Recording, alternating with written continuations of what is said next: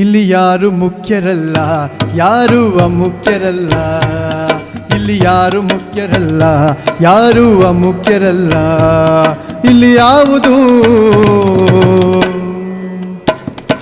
ಯಕಶ್ಚಿತವೂ ಅಲ್ಲ, ಯಕಶ್ಚಿತವೂ ಅಲ್ಲ, ಯಕಶ್ಚಿತವೂ ಅಲ್ಲ, ಯಕಶ್ಚಿತವೂ ಅಲ್ಲ. ಇಲ್ಲಿ ಯಾವುದಕ್ಕೂ ಮೊದಲಿಲ್ಲ, ಯಾವುದಕ್ಕೂ ತುದಿ ಇಲ್ಲ. ಇಲ್ಲಿ ಯಾವುದಕ್ಕೂ ಮೊದಲಿಲ್ಲ, ಯಾವುದಕ್ಕೂ ತುದಿ ಇಲ್ಲ. ಯಾವುದು ಹುಬ್ಬಳ್ಳಿ ಹಾಗೂ ರಂಗಾಯಣ ಶಿವಮೊಗ್ಗ ಈ ಮೂವರ ಜಂಟಿ ಆಶ್ರಯದಲ್ಲಿ ಇವತ್ತು ಇಲ್ಲಿ ಬಾಗಿಲಿ ಸಂಭವಿಸುವುದು ಕಾರ್ಯಕ್ರಮವನ್ನು ಪ್ರಸ್ತುತಪಡಿಸ್ತಾ ಇದ್ದೇವೆ. ಇದರ ಪರಿಕಲ್ಪನೆ ಮತ್ತು ನಿರ್ದೇಶನ ಶ್ರೀಯುತ RS ಹಾಲಸ್ವಾಮಿ ಅವರದ್ದು. ಇವತ್ತು ಬಹಳ ಸಂತೋಷ ಆಗ್ತಾ ಇದೆ. ನಮ್ಮ ಜೊತೆಗೆ ಪ್ರತಿಷ್ಠಾನದ ಸಮ ಕಾರ್ಯದರ್ಶಿಗಳಾಗಿರುವಂಥ ಶ್ರೀಯುತ ಕಡಿದಾಳ್ ಪ್ರಕಾಶ್ ಅವರು ಉಪಸ್ಥಿತರಿರುವಂಥದ್ದು. ದಯಮಾಡಿ ಅವರು ವೇದಿಕೆಗೆ ಬರಬೇಕು. ಕುವೆಂಪು ಅವರ ಒಂದು 4 ಸಾಲುಗಳನ್ನು ಓದೋದ್ರ ಮೂಲಕ ಈ ಒಂದು ಕಾರ್ಯಕ್ರಮಕ್ಕೆ ಚಾಲನೆ ನೀಡಬೇಕು ಅಂತ ಕೇಳ್ಕೊಳ್ತೇನೆ. ನಮಸ್ಕಾರಗಳು. ಹಾಗೆಯೇ ಹೊಸ ವರ್ಷದ ಶುಭಾಶಯಗಳು. ಈಗಾಗಲೇ ನಾಗಭೂಷಣ್ ಅವರು ಈ ಕಾರ್ಯಕ್ರಮದ ಮಾಹಿತಿನ ಈಗಾಗಲೇ ಕೊಟ್ಟಿದ್ದಾರೆ. ಈ ಕಾರ್ಯಕ್ರಮ ಕುವೆಂಪುರವರ 121ನೇ ಜನ್ಮದಿನ ಹಾಗೂ ವಿಶ್ವಮಾನವ ದಿನಾಚರಣೆ ಏನಿದೆ ಅದರ ಅಂಗವಾಗಿ ಇವತ್ತು ಇಲ್ಲಿ ಹಮ್ಮಿಕೊಂಡಿದ್ದೀವಿ.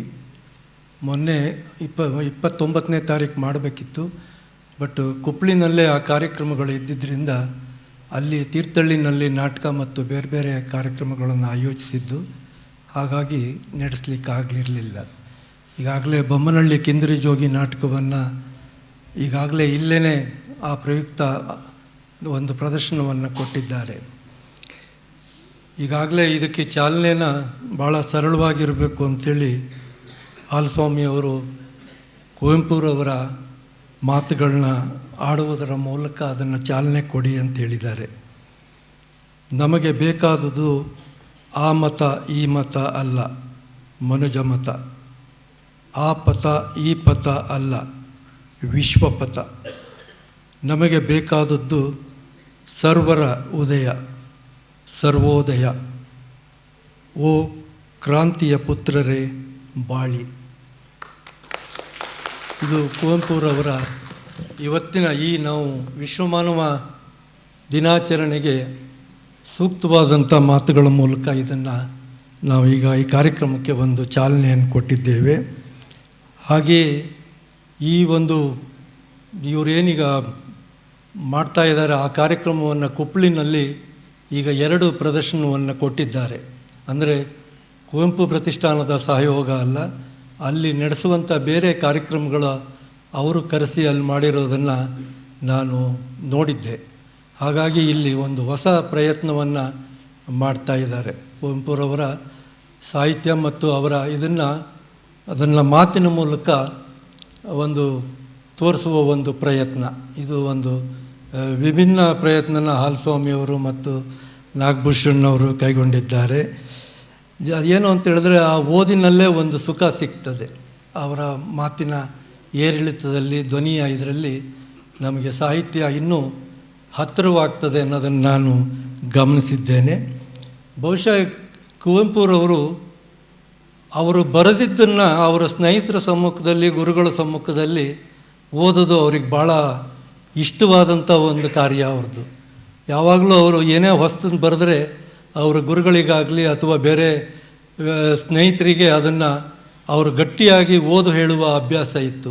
ಬಹುಶಃ ಅವರ ನೆನಪಿನ ದೋಣಿನ ನೋಡಿದ್ರೆ ಗೊತ್ತಾಗ್ತದೆ. ಅವರು ಮೈಸೂರಿಂದ ಕುಪ್ಪಳ್ಳಿಗೆ ಬರಬೇಕಾದ್ರೆ ಶಿವಮೊಗ್ಗದಲ್ಲಿ ರೈಲು ಇಳಿಬೇಕಾದ್ರೆ ಭೂಪಾಳಂ ಚಂದ್ರಶೇಖರಯ್ಯನನ್ನು ಒಳಗೊಂಡಂತೆ ಭಾಳ ಜನ ಸ್ನೇಹಿತರು ಅವ್ರನ್ನ ಕರ್ಕೊಂಡು ಹೋಗಿ ದೇವಂಗಿ ರಾಮಣ್ಣಗೌಡರ ಮಂಡಿಯ ಮೇಲ್ಗಡೆ ರೂಮ್ನಲ್ಲಿ ಅವರಿಂದ ಏನೇನು ಹೊಸದನ್ನು ಬರೆದಿದ್ದಾರೆ ಅನ್ನೋದನ್ನು ಕೇಳುವ ಒಂದು ಕ್ರಮವನ್ನು ಇಟ್ಕೊಂಡಿದ್ದರು. ಕುವೆಂಪುರವರಿಗೆ ಸಹ ಅದು ಬಹಳ ಇಷ್ಟವಾದಂಥ ಒಂದು ಕಾರ್ಯ. ಆ ಥರದ ಒಂದು ಪ್ರಯತ್ನವನ್ನು ಇವರು ಮಾಡ್ತಾ ಇದ್ದಾರೆ ಅನ್ನೋದನ್ನು ನನಗೆ ನೋಡಿ ಮನದಟ್ಟಾಗಿದೆ. ಜೊತೆಗೆ ಕುವೆಂಪು ನಿಮಗೆ ಗೊತ್ತಿರುವ ಹಾಗೆ ಎಲ್ಲ ಕಾಲಕ್ಕೂ ಸಲ್ಲುವಂಥ ಸಾಹಿತಿ. ಅವರ ವಿಶ್ವಮಾನವ ಸಂದೇಶ ಏನಿದೆ ಅದು ಎಲ್ಲ ಕಾಲಕ್ಕೂ ಪ್ರಸ್ತುತ.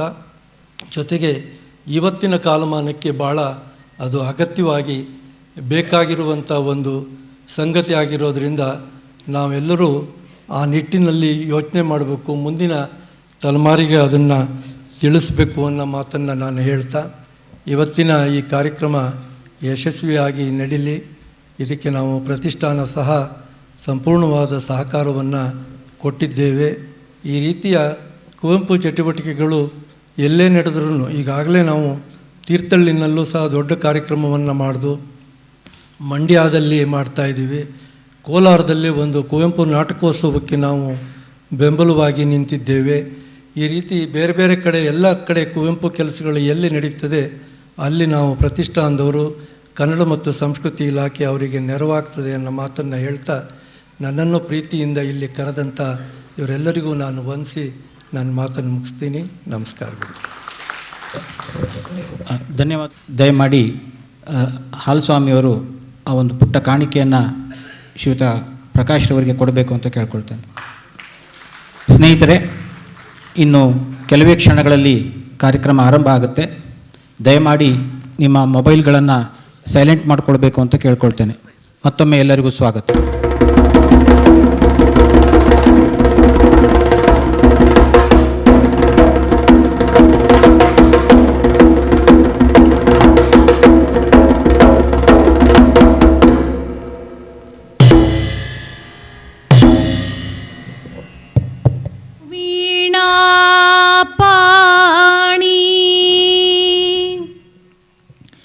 ಬಾಳು ಬ್ರಹ್ಮನ ರಾಣಿ,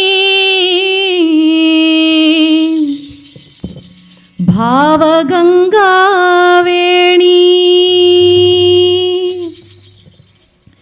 ನಂದನದಿ ತುಂಬಿ ಓಂ ಕೃತಿ ತುಂಬಿ ಮೊರೆವಂತೆ ಓ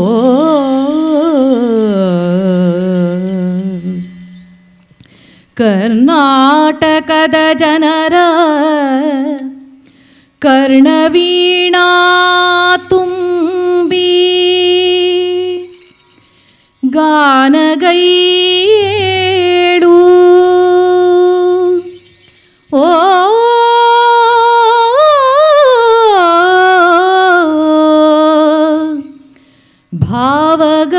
ಭಾವಗಂಗಾವೇಣಿ.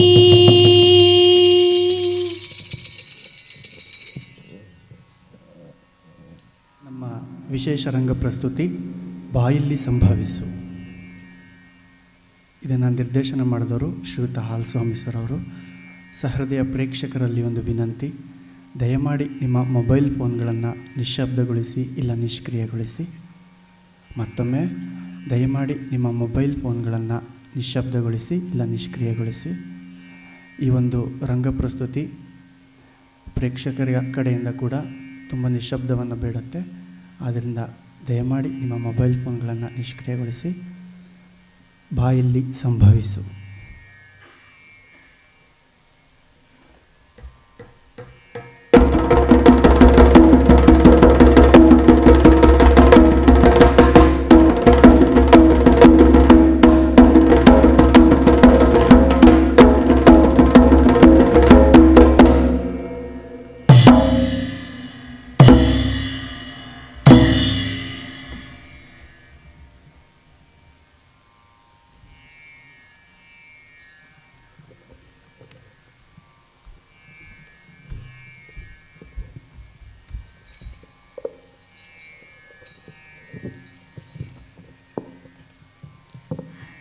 ಎಲ್ಲರಿಗೂ ನಮಸ್ಕಾರ.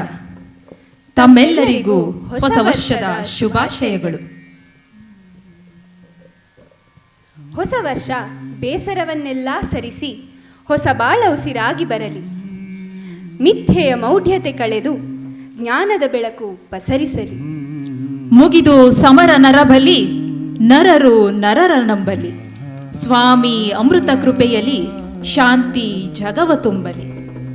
ಆತ್ಮೀಯರೇ, ಕನ್ನಡದ ಕವಿ, ಈ ನೆಲದ ಕಣ್ಣಿಂದ ಜಗತ್ತನ್ನು ಕಂಡ ಕವಿ ಕುವೆಂಪು. ಅವರ ಬರವಣಿಗೆಯ ಹರಹು ದೊಡ್ಡದು. ಸಾಮಾನ್ಯದೊಳಗೂ ಮಹತ್ತಿದೆ, ಸಾಮಾನ್ಯವೇ ಮಾನ್ಯ ಎಂಬ ಈ ತತ್ವ ಎಲ್ಲ ಬಗೆಯ ಅಸಮಾನತೆ ವಿಷಮತೆಗಳನ್ನು ದೂರ ಸರಿಸುತ್ತದೆ. ಈ ಎಳೆಗಳೇ ಅವರ ಕತೆ, ಕಾವ್ಯ, ಕಾದಂಬರಿ, ನಾಟಕ, ಮಹಾಕಾವ್ಯ ಈ ಎಲ್ಲವನ್ನು ಒಂದೇ ಬಗೆಯಲ್ಲಿ ಬೆಸೆದಿವೆ.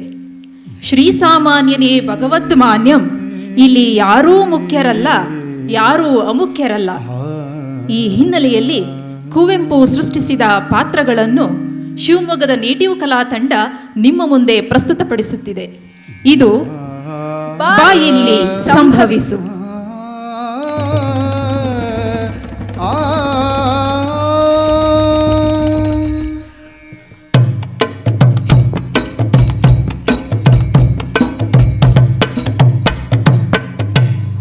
ಇಲ್ಲಿ ಯಾರು ಮುಖ್ಯರಲ್ಲ, ಯಾರು ಅಮುಖ್ಯರಲ್ಲ.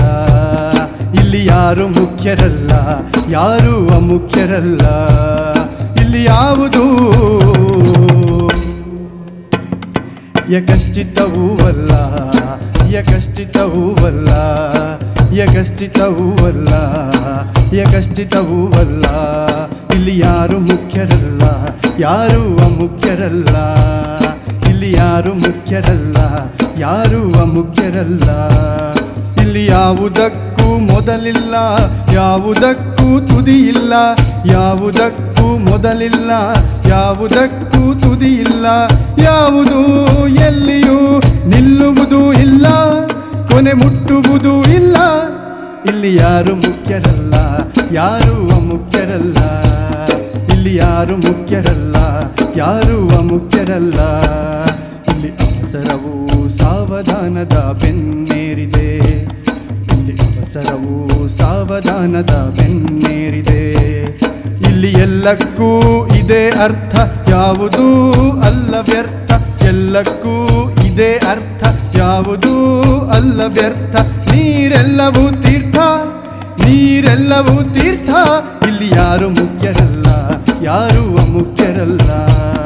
ಇಲ್ಲಿ ಯಾರು ಮುಖ್ಯರಲ್ಲ, ಯಾರು ಅಮುಖ್ಯರಲ್ಲ. ಯಾರು ಅಮುಖ್ಯರಲ್ಲ, ಯಾರು ಅಮುಖ್ಯರಲ್ಲ.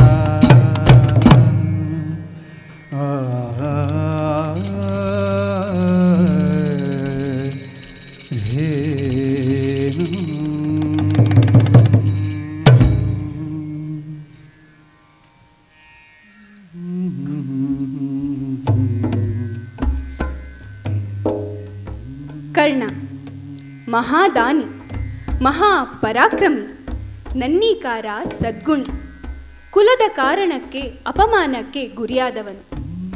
ಕರ್ಣನ ಜೀವನ ಹುಟ್ಟಿನಿಂದ ಸಾಯುವವರೆಗೂ ದುರಂತಮಯ.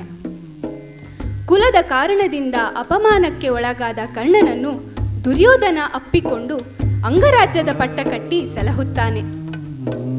ಕರ್ಣ ದುರ್ಯೋಧನರ ಸ್ನೇಹ ಅಪರೂಪದ್ದು. ಸ್ನೇಹಕ್ಕಾಗಿ ಪ್ರಾಣವನ್ನೂ ಕೊಡಲು ಸಿದ್ಧನಿರುವ ಕರ್ಣನನ್ನು ಸೆಳೆಯಲು ತಂತ್ರಗಾರ ಕೃಷ್ಣ ಪ್ರಯತ್ನಿಸುತ್ತಾನೆ. ಕುರುಕ್ಷೇತ್ರ ಯುದ್ಧದ ಸಂದರ್ಭದಲ್ಲಿ ಕೃಷ್ಣನು ಹೂಡುವ ತಂತ್ರ ಕರ್ಣನ ಸಂದಿಗ್ಧವನ್ನು ಹಿಡಿದಿಡುವ ಕುವೆಂಪು ಅವರ ಕಾನೀನ ನಾಟಕದ ಕಡೆಯ ದೃಶ್ಯ ಇದೀಗ ನಿಮ್ಮ ಮುಂದೆ. ಬಾಯಿಲ್ಲಿ ಸಂಭವಿಸು ಇಂದೆನ್ನ ಹೃದಯದಲ್ಲಿ ನಿತ್ಯವು ಅವತರಿಪ ಸತ್ಯಾವತಾರ. ನಿತ್ಯವು ಅವತರಿಪ ಸತ್ಯಾವತಾರ. ನಿತ್ಯವು ಅವತರಿಪ ಸತ್ಯಾವತಾರ.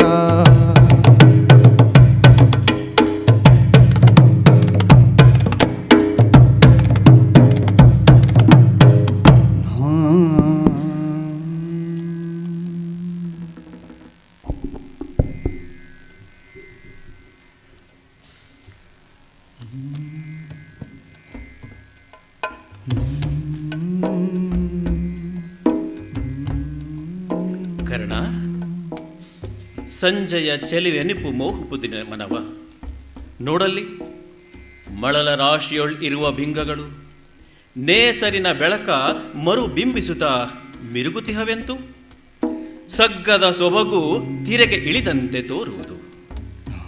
ಹೌದು ಕಮಲಾಕ್ಷ, ಕರ್ತನಂತೆಯೇ ಸೃಷ್ಟಿ, ಕವಿಯಂತೆಯೇ ಕವಿತೆ, ಮನದಂತೆಯೇ ದೃಷ್ಟಿ. ನಿನಗಾಗಿ ನನ್ನೆದೆಯು ದುಃಖದಲ್ಲಿ ಮುಳುಗಿ ತೇಲಾಡುತ್ತಿದೆ.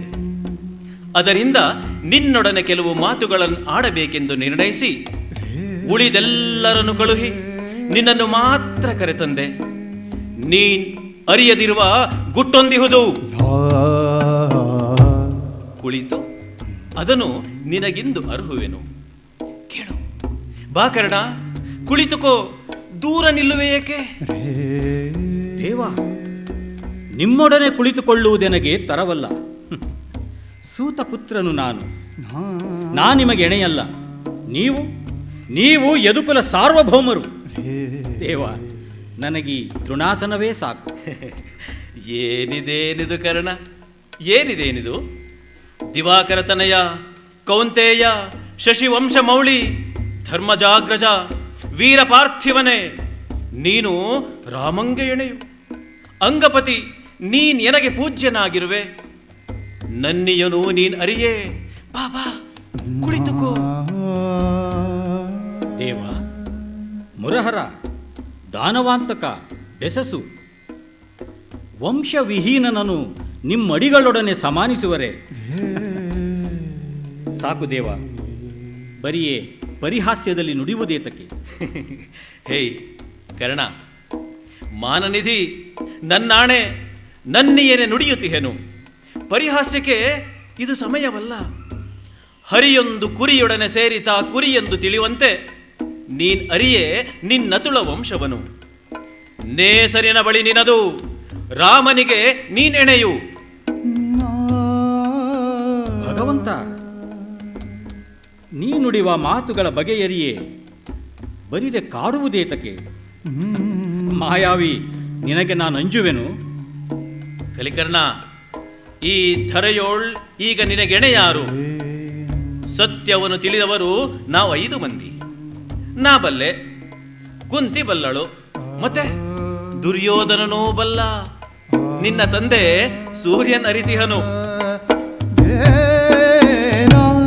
ಸತ್ಯವನ್ನು ತಿಳಿದಿರುವ ನಿನ್ನ ಅನುಜ ಸಹದೇವನಿಗೆ ಗೊತ್ತು, ಮತ್ತಾರಿಗೂ ತಿಳಿದಿಲ್ಲ. ಕುಂತಿ ದೇವಿಯು ಪಡೆದ 5 ಮಂತ್ರಗಳಲ್ಲಿ ಜನಿಸಿದವರಳು ನೀನೆ ಮೊದಲಿಗನು. ಸೂರ್ಯದೇವನೇ ನಿನ್ನ ತಂದೆ. ಕೌತುಕದ ಸುದ್ದಿ ಇದು. ಕುಂತಿ ದೇವಿಯ ಬಸಿರಿನಲ್ಲಿ ಜನಿಸಿದ ನಾನು ಸೂತಜನಾದುದೆಂತು? ಕೌರವನ ಗೆಳೆತನವ ತಪ್ಪಿಸುವ ಭೇದದಲ್ಲಿ ನಿನ್ನ ಕಲ್ಪನೆ ಕಳೆದ ಕಥೆಯಂತೆ ತೋರುವುದು.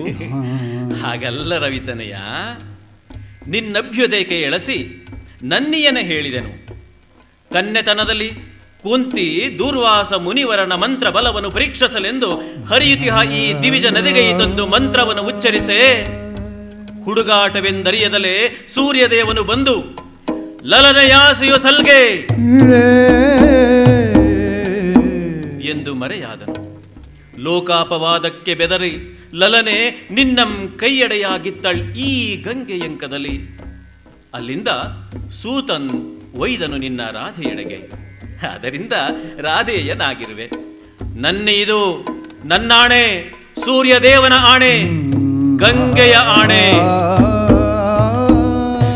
ಹೇ ಕರ್ಣ, ಕೌಂತೇಯ, ರವಿತನಯ, ಅಂಗಪತಿ, ವಾಸುದೇವನ ನುಡಿಯು ಸತ್ಯ, ಸತ್ಯ, ಸತ್ಯ.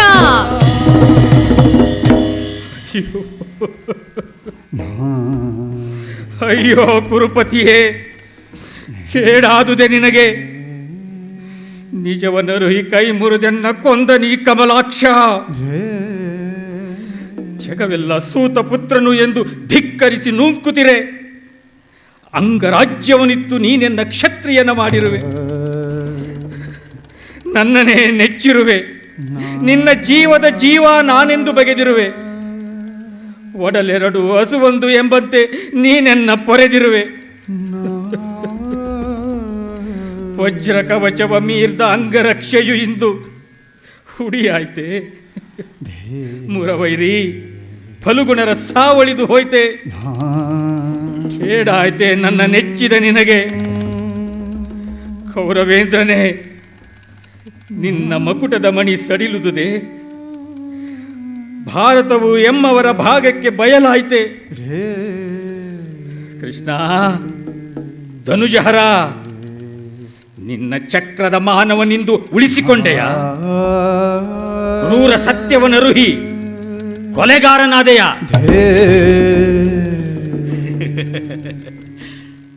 ಕೌಂತೆಯ, ಏನ ಚಿಂತಿಸುವೆ? ಬಾ, ಕುಳಿತುಕೋ. ಮೇದಿನಿಗೆ ನೀನ್ ಒಡೆಯ, ಧರ್ಮರಾಯನೂ ಅಲ್ಲ, ಕುರುರಾಯನೂ ಅಲ್ಲ. ಇದುವರೆಗೆ ಕೌರವನ ಬಾಯ್ದಂಬುಲಕ್ಕೆ ನೀನು ಕಿಂಕರನಂತೆ ಕೈ ಒಡ್ಡಿದೆ ಸಾಕು. ಇನ್ನು ಪಾಂಡವರೊಡನೆ ಸೇರು, ಸಾಮ್ರಾಜ್ಯವಾಳು. ನನ್ನೊಡನೆ ಬಾ, ನಿನಗೆ ಮಣಿಯುವರು ಪಾಂಡವರು. ಧರ್ಮಜನು ನಮಿಸುವನು, ಫಲುಗುಣನು ನಿನ್ನ ಆಜ್ಞೆಯಂತಿಹನು. ಭಕ್ತಿಯಲ್ಲಿ ಕಲಿಭೀಮ ಎರಗುವನು ಪದತಳಕೆ. ಮೇಲೆ ಚಿಂತೆಯದೇಕೆ? ನಿನಗೆ ಹಸ್ತಿನಾಪುರದ ಪಟ್ಟವನ್ನು ಕಟ್ಟುವೆನು. ಗದ್ದುಗೆಯೋಳ್ ನೀನ್ ಇರೆ, ಪಾಂಡವರು ಕೌರವರು ನಿನಗೆ ಓಲೈಸುವರು. ಕಾಣಿಕೆಯನ್ನು ಒಪ್ಪಿಸುವರು ಮಾದ್ರ ಮಾಗದ ಯಾದಿವಾದಿಗಳು ನಿನಗೆ. ಹೆಚ್ಚೇನು, ನಾನೇ ಕಿಂಕರನಾಗಿ ನಡೆಯುವೆನು. ಎಲ್ಲಾ ಮುರಾಂತಕ, ಸಾಕು ಸಾಕು. ಕೊರಳ ಕೊಯ್ಯುವ ನುಡಿಗೆ ಪೂರ್ಣ ವಿರಾಮವ ಹಾಕು. ಹಿಂದೆ ಗೋಕುಲದಲ್ಲಿ ನಿನ್ನ ಕೊಳಲಿನ ದನಿಯಿಂದ ಹುಡುಗಿಯರನ್ನು ಮೋಹಿಸಿದ ವಿದ್ಯೆಯನ್ನು ಮೆರೆಯದಿರು ನನ್ನಲ್ಲಿ. ಬೇಡ ಬಗೆಯದಿರು ಕುರುಪತಿಗೆ. ನೆಲದ ನೆಪದಿಂದೆನ್ನ ಮರುಳು ಮಾಡಿದನೆಂದು ತಿಳಿಯದಿರು. ಧರ್ಮದಲ್ಲಿ ನೆಲೆಮನೆ ಕಟ್ಟಿರುವ ಕಡಿಗಲ್ಲಿಯು ಎಂದಿಗೂ ದ್ರೋಹಿಯಾಗನು ತನ್ನ ಸಾಕಿ ಸಲಹಿದ ಪತಿಗೆ. ಹೇ ಕರ್ಣ, ದುಡುಕಿ ನುಡಿಯದೆ ವಿಚಾರ ಮಾಡು. ನಾನಿನ್ನ ಅಪದೆಸೆಯ ಬಯಸುವವನಲ್ಲ. ಸೂರ್ಯನಿಗೆ ಮಗನಾಗಿ, ಪಾಂಡವಾಗ್ರಜನಾಗಿ, ಕೌಂತೆಯನಾಗಿ, ಶಶಿಕುಲ ಲಲಾಮನೆ ಆಗಿ, ಕಲಿಯಾಗಿ, ಅಸಮಬಲನಾಗಿ ಕೌರವನ ಸಭೆಯಲ್ಲಿ ಜಿಯಾ ಎಂದು ನೀನಿರುವುದು ಅತಿ ಕಷ್ಟ. ನೀನು ನನ್ನೊಡನೆ ಬಾ, ಪಾಂಡವರ ಒಡಗೂಡು. ಮೇಲೆ ನಿನಗೆಡೆಯಾರು? ಕಡಲು ಬಳಸಿದ ತೀರೆಗೆ ಚಕ್ರೇಶನಾಗುವ ಸೌಭಾಗ್ಯ ನಿನಗಹುದು. ನಿನ್ನ ಎಡದ ಮೈಯಲ್ಲಿ ಕೌರವರು, ಬಲದಲ್ಲಿ ಪಾಂಡುನಂದನರು ನಿನ್ನನುಮತಿಯ ನಡೆಸುತ್ತಾ ಸೇವೆಯನ್ನು ಮಾಡುವರು. ನೀನ್ ಅರಸನಾದರೆ ವೈರ ಈ ತಂಡಕ್ಕಿಲ್ಲ. ಇಂದು ಈ ಎಡೆಯಲ್ಲಿ, ಈ ಗಂಗೆ ಎಡೆಯಲ್ಲಿ ನಿನ್ನ ಕೈಯಲ್ಲಿ ಮಹಾಭಾರತದ ಕೀಲಿಹುದು. ನೆತ್ತರಿನ ಹೊಳೆ ಹರಿಯುವಂತೆ ಮಾಡುವುದು, ಅದನ್ನು ತಡೆಯುವುದೆಲ್ಲ ನಿನ್ನ ಕೈಯಲ್ಲಿಹುದು.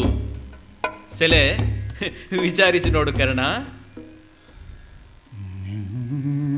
ಹೊರದೆನ್ನ ಮಿತ್ರನನ್ನು ಕೈ ಬಿಡುವುದು ಅನುಚಿತವು. ಕನಸಿನಲ್ಲಿಯೂ ನಾನು ಅದನ್ನು ಎಣಿಸಲಾರೆ. ಕೊಲುವೆನೆಂದರೆ ಪಾಂಡುನಂದನರು ಒಡ ಹುಟ್ಟಿದರೆಂಬ ಸತ್ಯವನ್ನು ನಾನರಿತೆ. ಕೊಲ್ಲದಿರೆ ಕೌರವಗೆ ಗತಿಯಿಲ್ಲ. ಭೇದದಲ್ಲಿ ಹೊಕ್ಕಿರಿದನೆ ಈ ಹರಿಯು. ಮುರವೈರಿ, ನನ್ನ ಜನನವನ್ನು ಅರುಹಿ ನನ್ನ ಕಂಗಳನ್ನು ಕಿತ್ತಿರುವೆ. ಕೌರವೇಂದ್ರನನ್ನು ಕೊಂದೆ.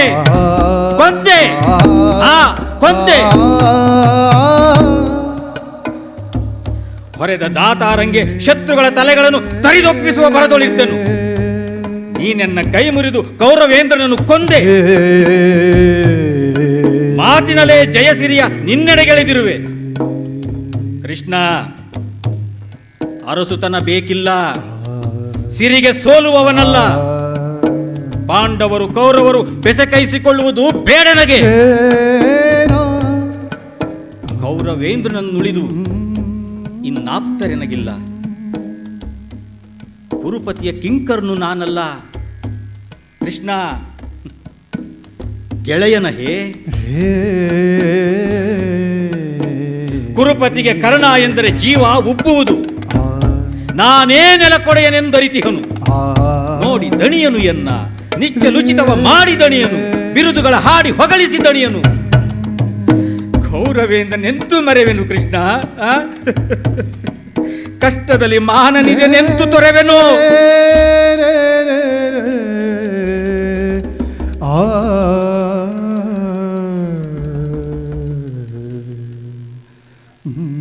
ಕಾಳಗವ ನೆನೆಕರ್ಣ, ಕೌರವ ವಿನಾಶವ ನೆನೆಕರ್ಣ.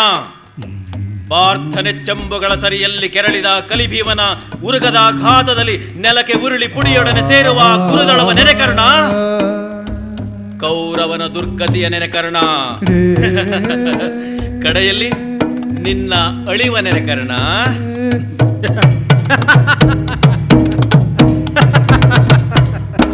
ಏನು ಮಧುಸೂದನ, ಹುಡುಗರನ್ನು ಹೆದರಿಸುವ ತಾಯಿಯಲು ನುಡಿಯುತ್ತೀಹೇ? ಸಮರದಲ್ಲಿ ನನಗಂಜಿಕೆ, ಭೀಮ ನೊರಗದ ಘಾತಕ್ಕೆ ನಾ ಬೆದರುವೆನೆ. ಬಲುಗುಣನ ಸರಳುಗಳ ಸುರಿಮಳೆಗೆ ಬೆದರೆ ನಾನೇನು ತರಗೆಲೆಯೇ? ಸಾವಿಗಂಜಲು ನಾನೇನು ಹೇಡಿಯೇ? ಕೃಷ್ಣ,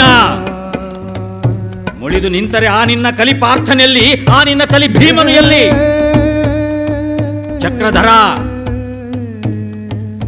ಕಡೆಗೆ ನೀನೆಲ್ಲಿ?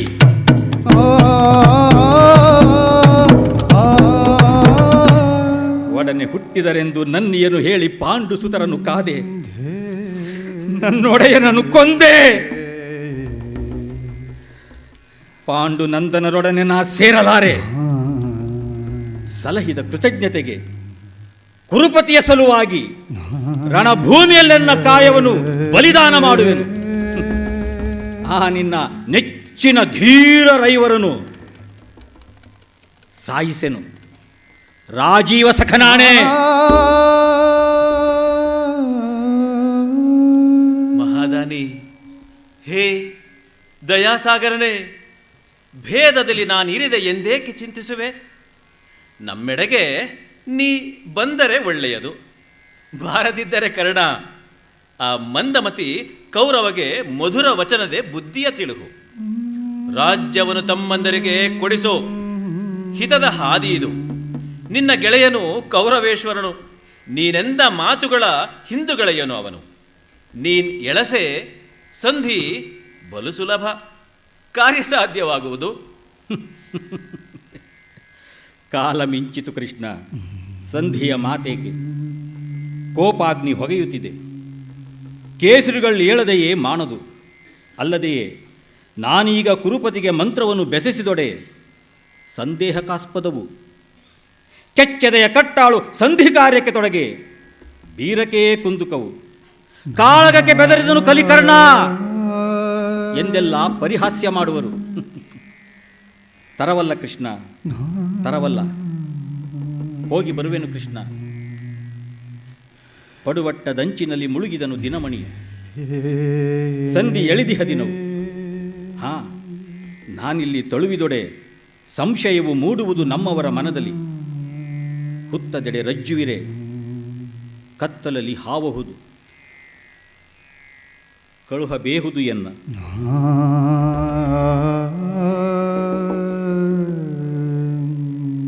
ಎಲೆ ದಿವಾಕರತನಯ, ಕೌಂತೆಯ, ಧನ್ಯಾತ್ಮ, ಈ ಜಗದೋಳ್ ಇಂದು ನಿನ್ನನ್ನ ಅತಿ ವಿರಳ.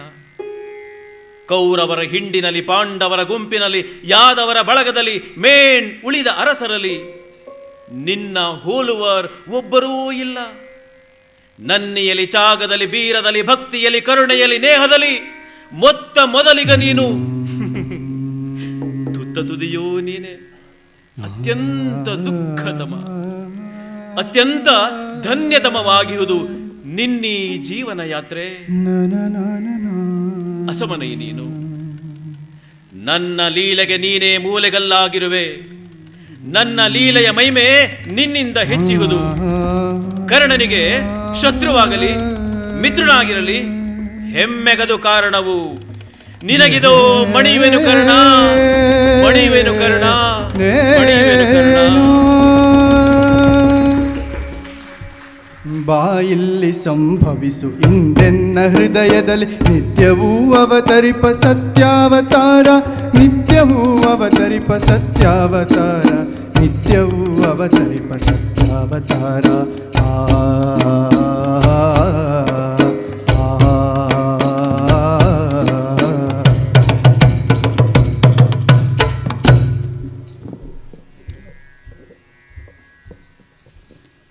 ಕರ್ಣ, ನಿನಗಿದೋ ಮಣಿಯುವೆನು. ಕುರುಕ್ಷೇತ್ರ ಯುದ್ಧ ಅಭಿಮಾನದ ಪ್ರತೀಕ ಅಲ್ಲ, ಅದು ವಿನಾಶಕಾರಿ ಸ್ಮಶಾನ ಕುರುಕ್ಷೇತ್ರ ಎಂದು ಚಿತ್ರಿಸುವ ಕುವೆಂಪು ಯುದ್ಧ ಸೃಷ್ಟಿಸುವ ಸಾವು, ನೋವು, ವಿನಾಶದ ಭೀಕರತೆಯನ್ನು ಕಣ್ಣ ಮುಂದೆ ತಂದು ನಿಲ್ಲಿಸುತ್ತಾರೆ.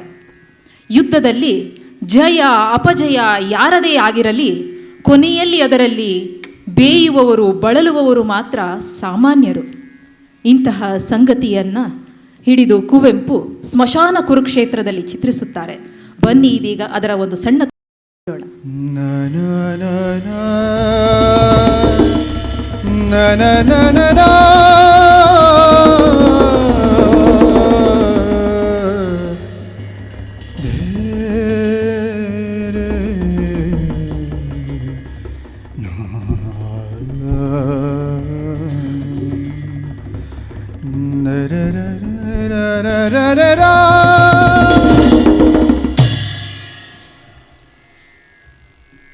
ಇದೇನ್ ಮಾರಿಯಾಟಂ, ಇನಿತು ಜನಂ ತಿರುಗುತಿರ್ಪ ಈ ಕತ್ತಲೆಯ ಬಯಲಿನೊಳ್ ನನ್ನನ್ ಕೇಳುವರೇ ಇಲ್ಲ.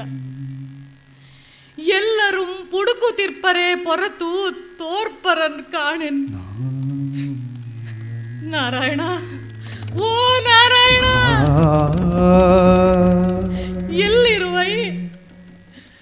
ನುಡಿಯೈ. ಮಕ್ಕಳಿಲ್ಲದ ಮುದುಕರನ್ ಕೇಳುವರಾರ್. ಮಗು, ನೀ ನನ್ನೊಡನಿರಲ್ ಎಲ್ಲರಂ ನಾನ್ ನಚ್ಚಿನವಳಾಗಿರ್ದೆನ್. ನೀನ್ ತುಳಿಲಾಳೆಂದು ತಿಳಿದು ದೊರೆಯ ಸೇನಾಧಿಕಾರಿಗಳು ನನ್ನೆಡೆಗೆ ಬಂದು 106 ಸವಿನುಡಿಗಳಿಂ ಕವಡಾಸೆಗಳಿಂ ಬೆನ್ನನ್ ತಟ್ಟಿ ಬೋಳೈಸಿ ದೇಶಾಭಿಮಾನಂ, ಸ್ವಾಮಿ ಭಕ್ತಿ, ಧರ್ಮನಿಷ್ಠೆ, ಕ್ಷಾತ್ರ ಧರ್ಮ ಮೊದಲಹ ಸಮಯಕ್ಕೊದಗುವ ಉಪಾಯ ವೇದಾಂತಮಂ ಪೇಳ್ದು ನಿನ್ನನ್ನು ಕೊಂಡೊಯ್ದರು. ನಾನು ಮಾತಿಗೆ ಮರುಳಾದೆನ್. ಈಗಳೆಲ್ಲಿ ಆ ತತ್ವಗಳು, ಆ ಅಧಿಕಾರಿಗಳು, ಆ ಭಕ್ತಿ ಧರ್ಮಾಭಿಮಾನಗಳು ಎಲ್ಲ ಬರಿ ಪುಸಿಯಲ್ತೆ. ತಿಳಿಯದವರ್ಗೆ ತಿಳಿದವರೊಡ್ಡುವ ಬಲೆಯ ಉರುಳುಗಣ್ಣಿಗಳಲ್ತೆ. ಅಂತುಂ ಶ್ರೀಮಂತರ ಕಲಹಾಗ್ನಿಗೆ ಯಜ್ಞ ಪಶುಗಳು ಎಂಬಂತಹ ದರಿದ್ರರಲ್ತೆ.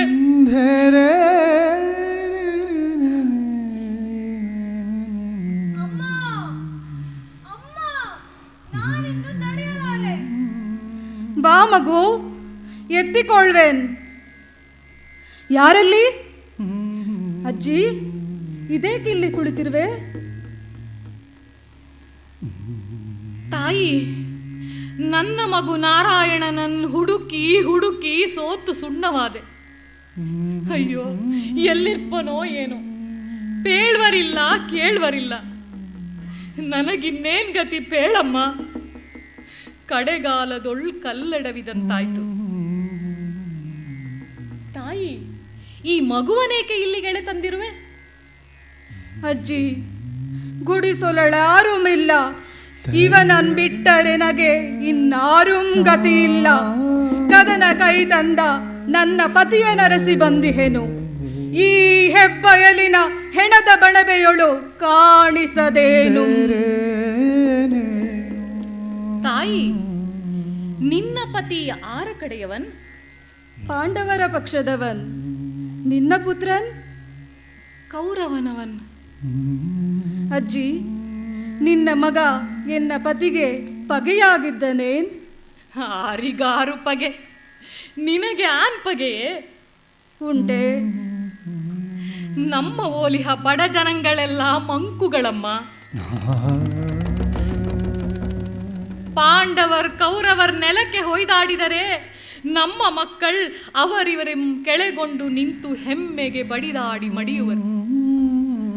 ನನ್ನ ಮಗುಗೆ ನಿನ್ನಾತನ ಮೇಲೆ ಪಗೆಯೇನ್? ನಾವಿರುವರು ದುಃಖಾರ್ತರಮ್ಮ. ಬಾ, ಹುಡುಕಿ ನೋಡುವ.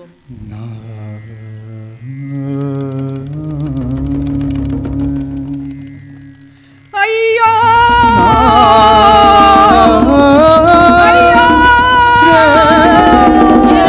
ಏನಾಯ್ತು ಮಗಳೇ? ಅಯ್ಯೋ ಅಜ್ಜಿ, ನೋಡಿಲ್ಲಿ ನನ್ನ ಪತಿಯನ್ ಈ ಪಾಪಿ ತಿವಿದು ಕೊಂದಿಹ. ಅಯ್ಯೋ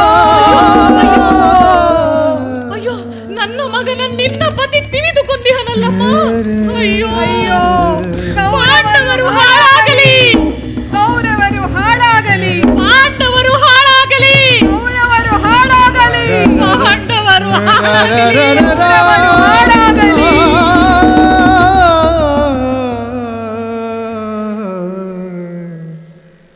ನಾ ನಾ ನಾ ನಾ.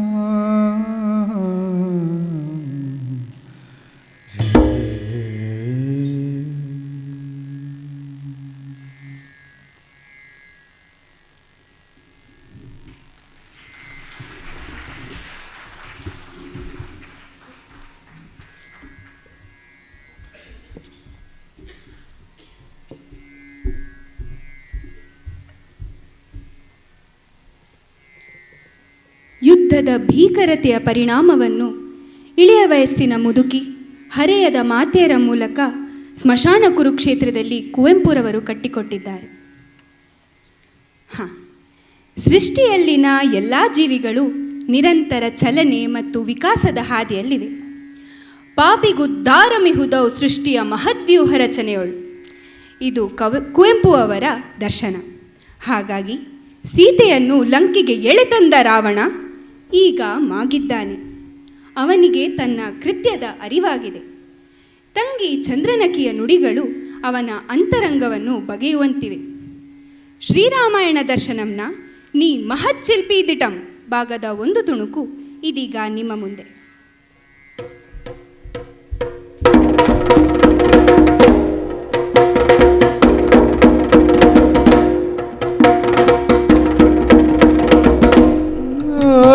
ಧೀಗಿಡದಿಂದ ಭಾದಿಂದ ಭಾದಿಂದ ಧೇ, ಧೀಗಿಡದಿಂದ ಭಾದಿಂದ ಭಾದಿಂದ ಧೇ.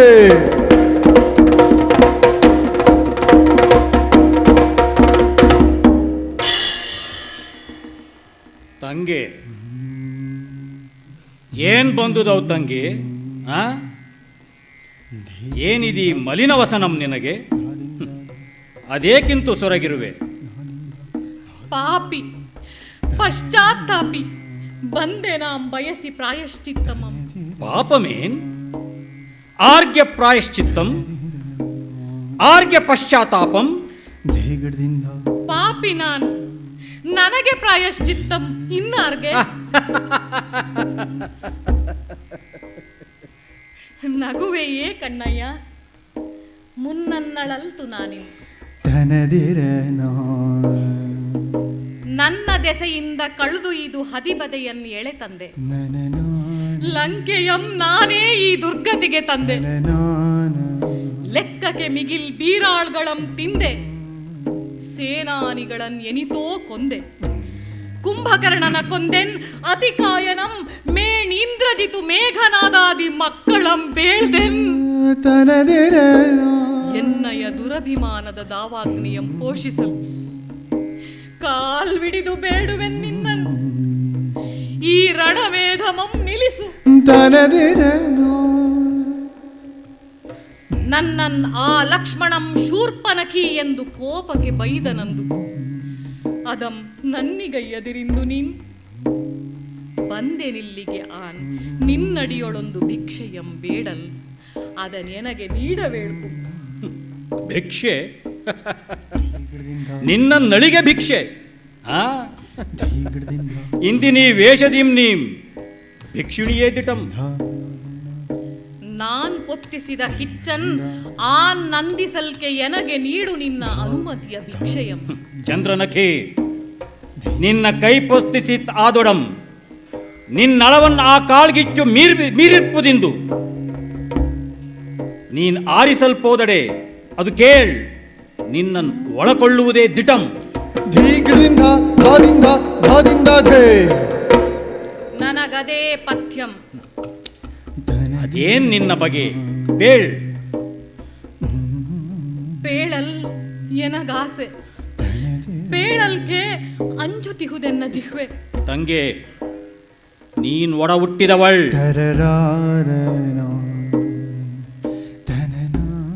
ಜನಕ ಕನ್ಯೆಯಂ ದಾಶರಥಿಗೆ ಒಪ್ಪಿಸುವುದು ಎನ್ನ ಮನೋರಥಂ. ಸತ್ಪಥಮೆ ದಲ್ ತಂಗೆ, ಸತ್ಪಥಮೆ ಅದು ದಿಟಂ. ಹೆಂಬೇಡಿಗಳಿಗೆ ಮೇನ್ ಜೀವಗಳ್ಳರಿಗೆ.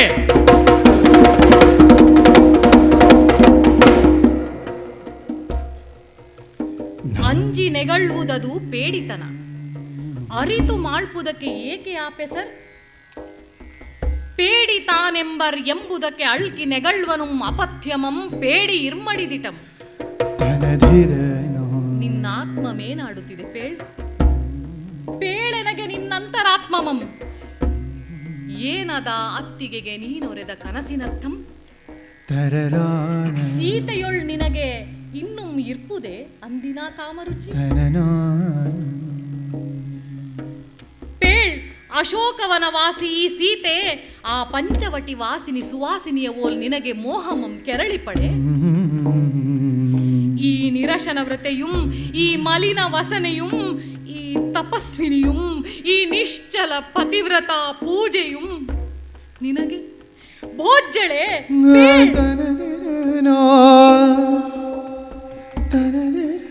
ತಪಸ್ಯೆಯಿಂ ವಾಣೀಪತಿಯ ನೊಲಿಸಿದ ಕೃತಬುದ್ಧಿನಿ.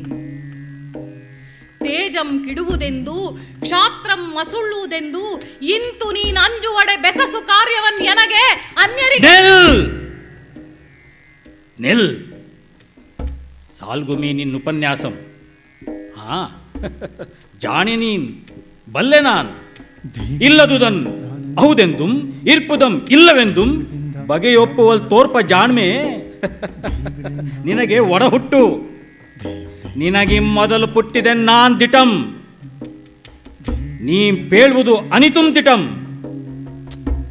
ನನಗೆ ಸತ್ತುದ ಸೀತೆಯೊಳ್ ಕಾಮರುಚಿ. ಹಾ ನೀನಿತ್ತ ಕಾರಣಗಳಿಗಲ್ತು ಅವಕಿಂ ಮಿಗಿಲು ಕಾರಣಗಳಿಗಾಗಿ ದಿಟಂ ದಿಟಂ. ಇಂದಿನ ಸೀತೆ ನನಗೆ ಅಂದಿನ ಸೀತೆಯಲ್ತು. ಆಕೆಗೆ ಮಿಗಿಲ್ಪುಟ್ಟಿರ್ಪುದು ಈಕೆಯೊಳ್ ನನಗೊಂದು ಅತೀವತರ ಗಾಢ ಮೋಹಂ.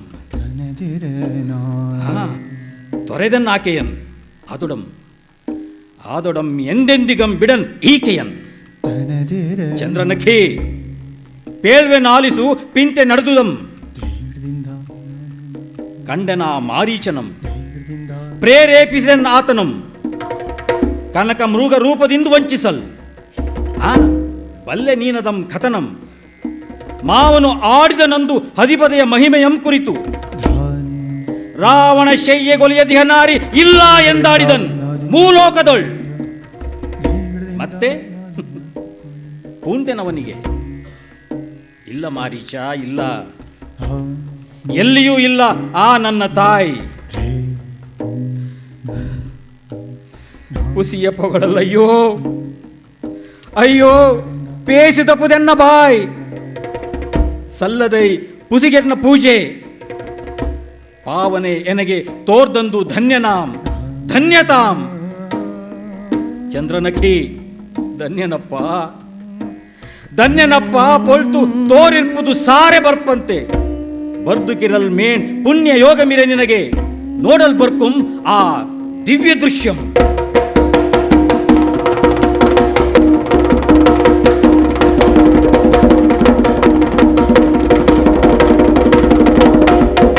ಹಾ ನಿನಗೆ ಕಾಣದ ದೃಶ್ಯಮದು ಏನ್ ದಿವ್ಯಂ ಆ ದೃಶ್ಯಂ.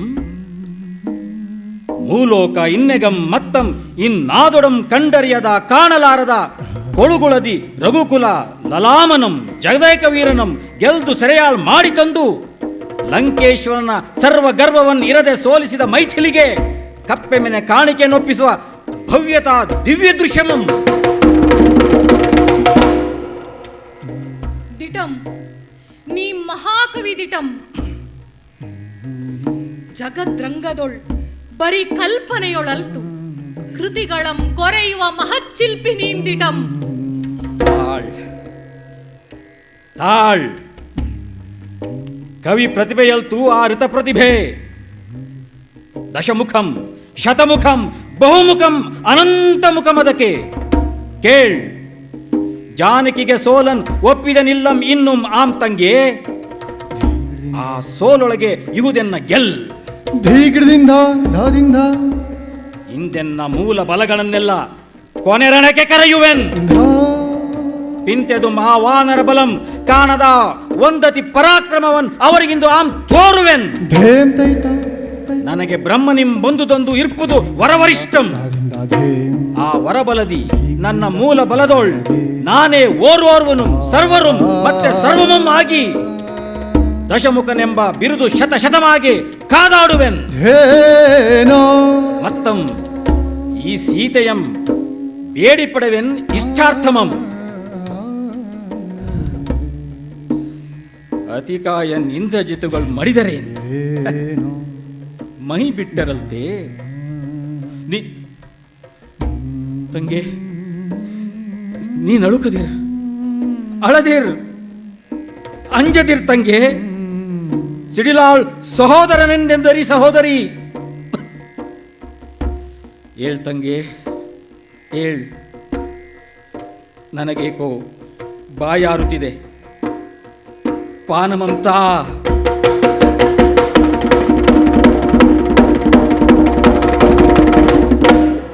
ಮೊಳಗುತ್ತಿದೆ ಕೇಳ್. ಮೊಳಗುತ್ತಿದೆ ಕೇಳ್. ಹೇರೀರವಂ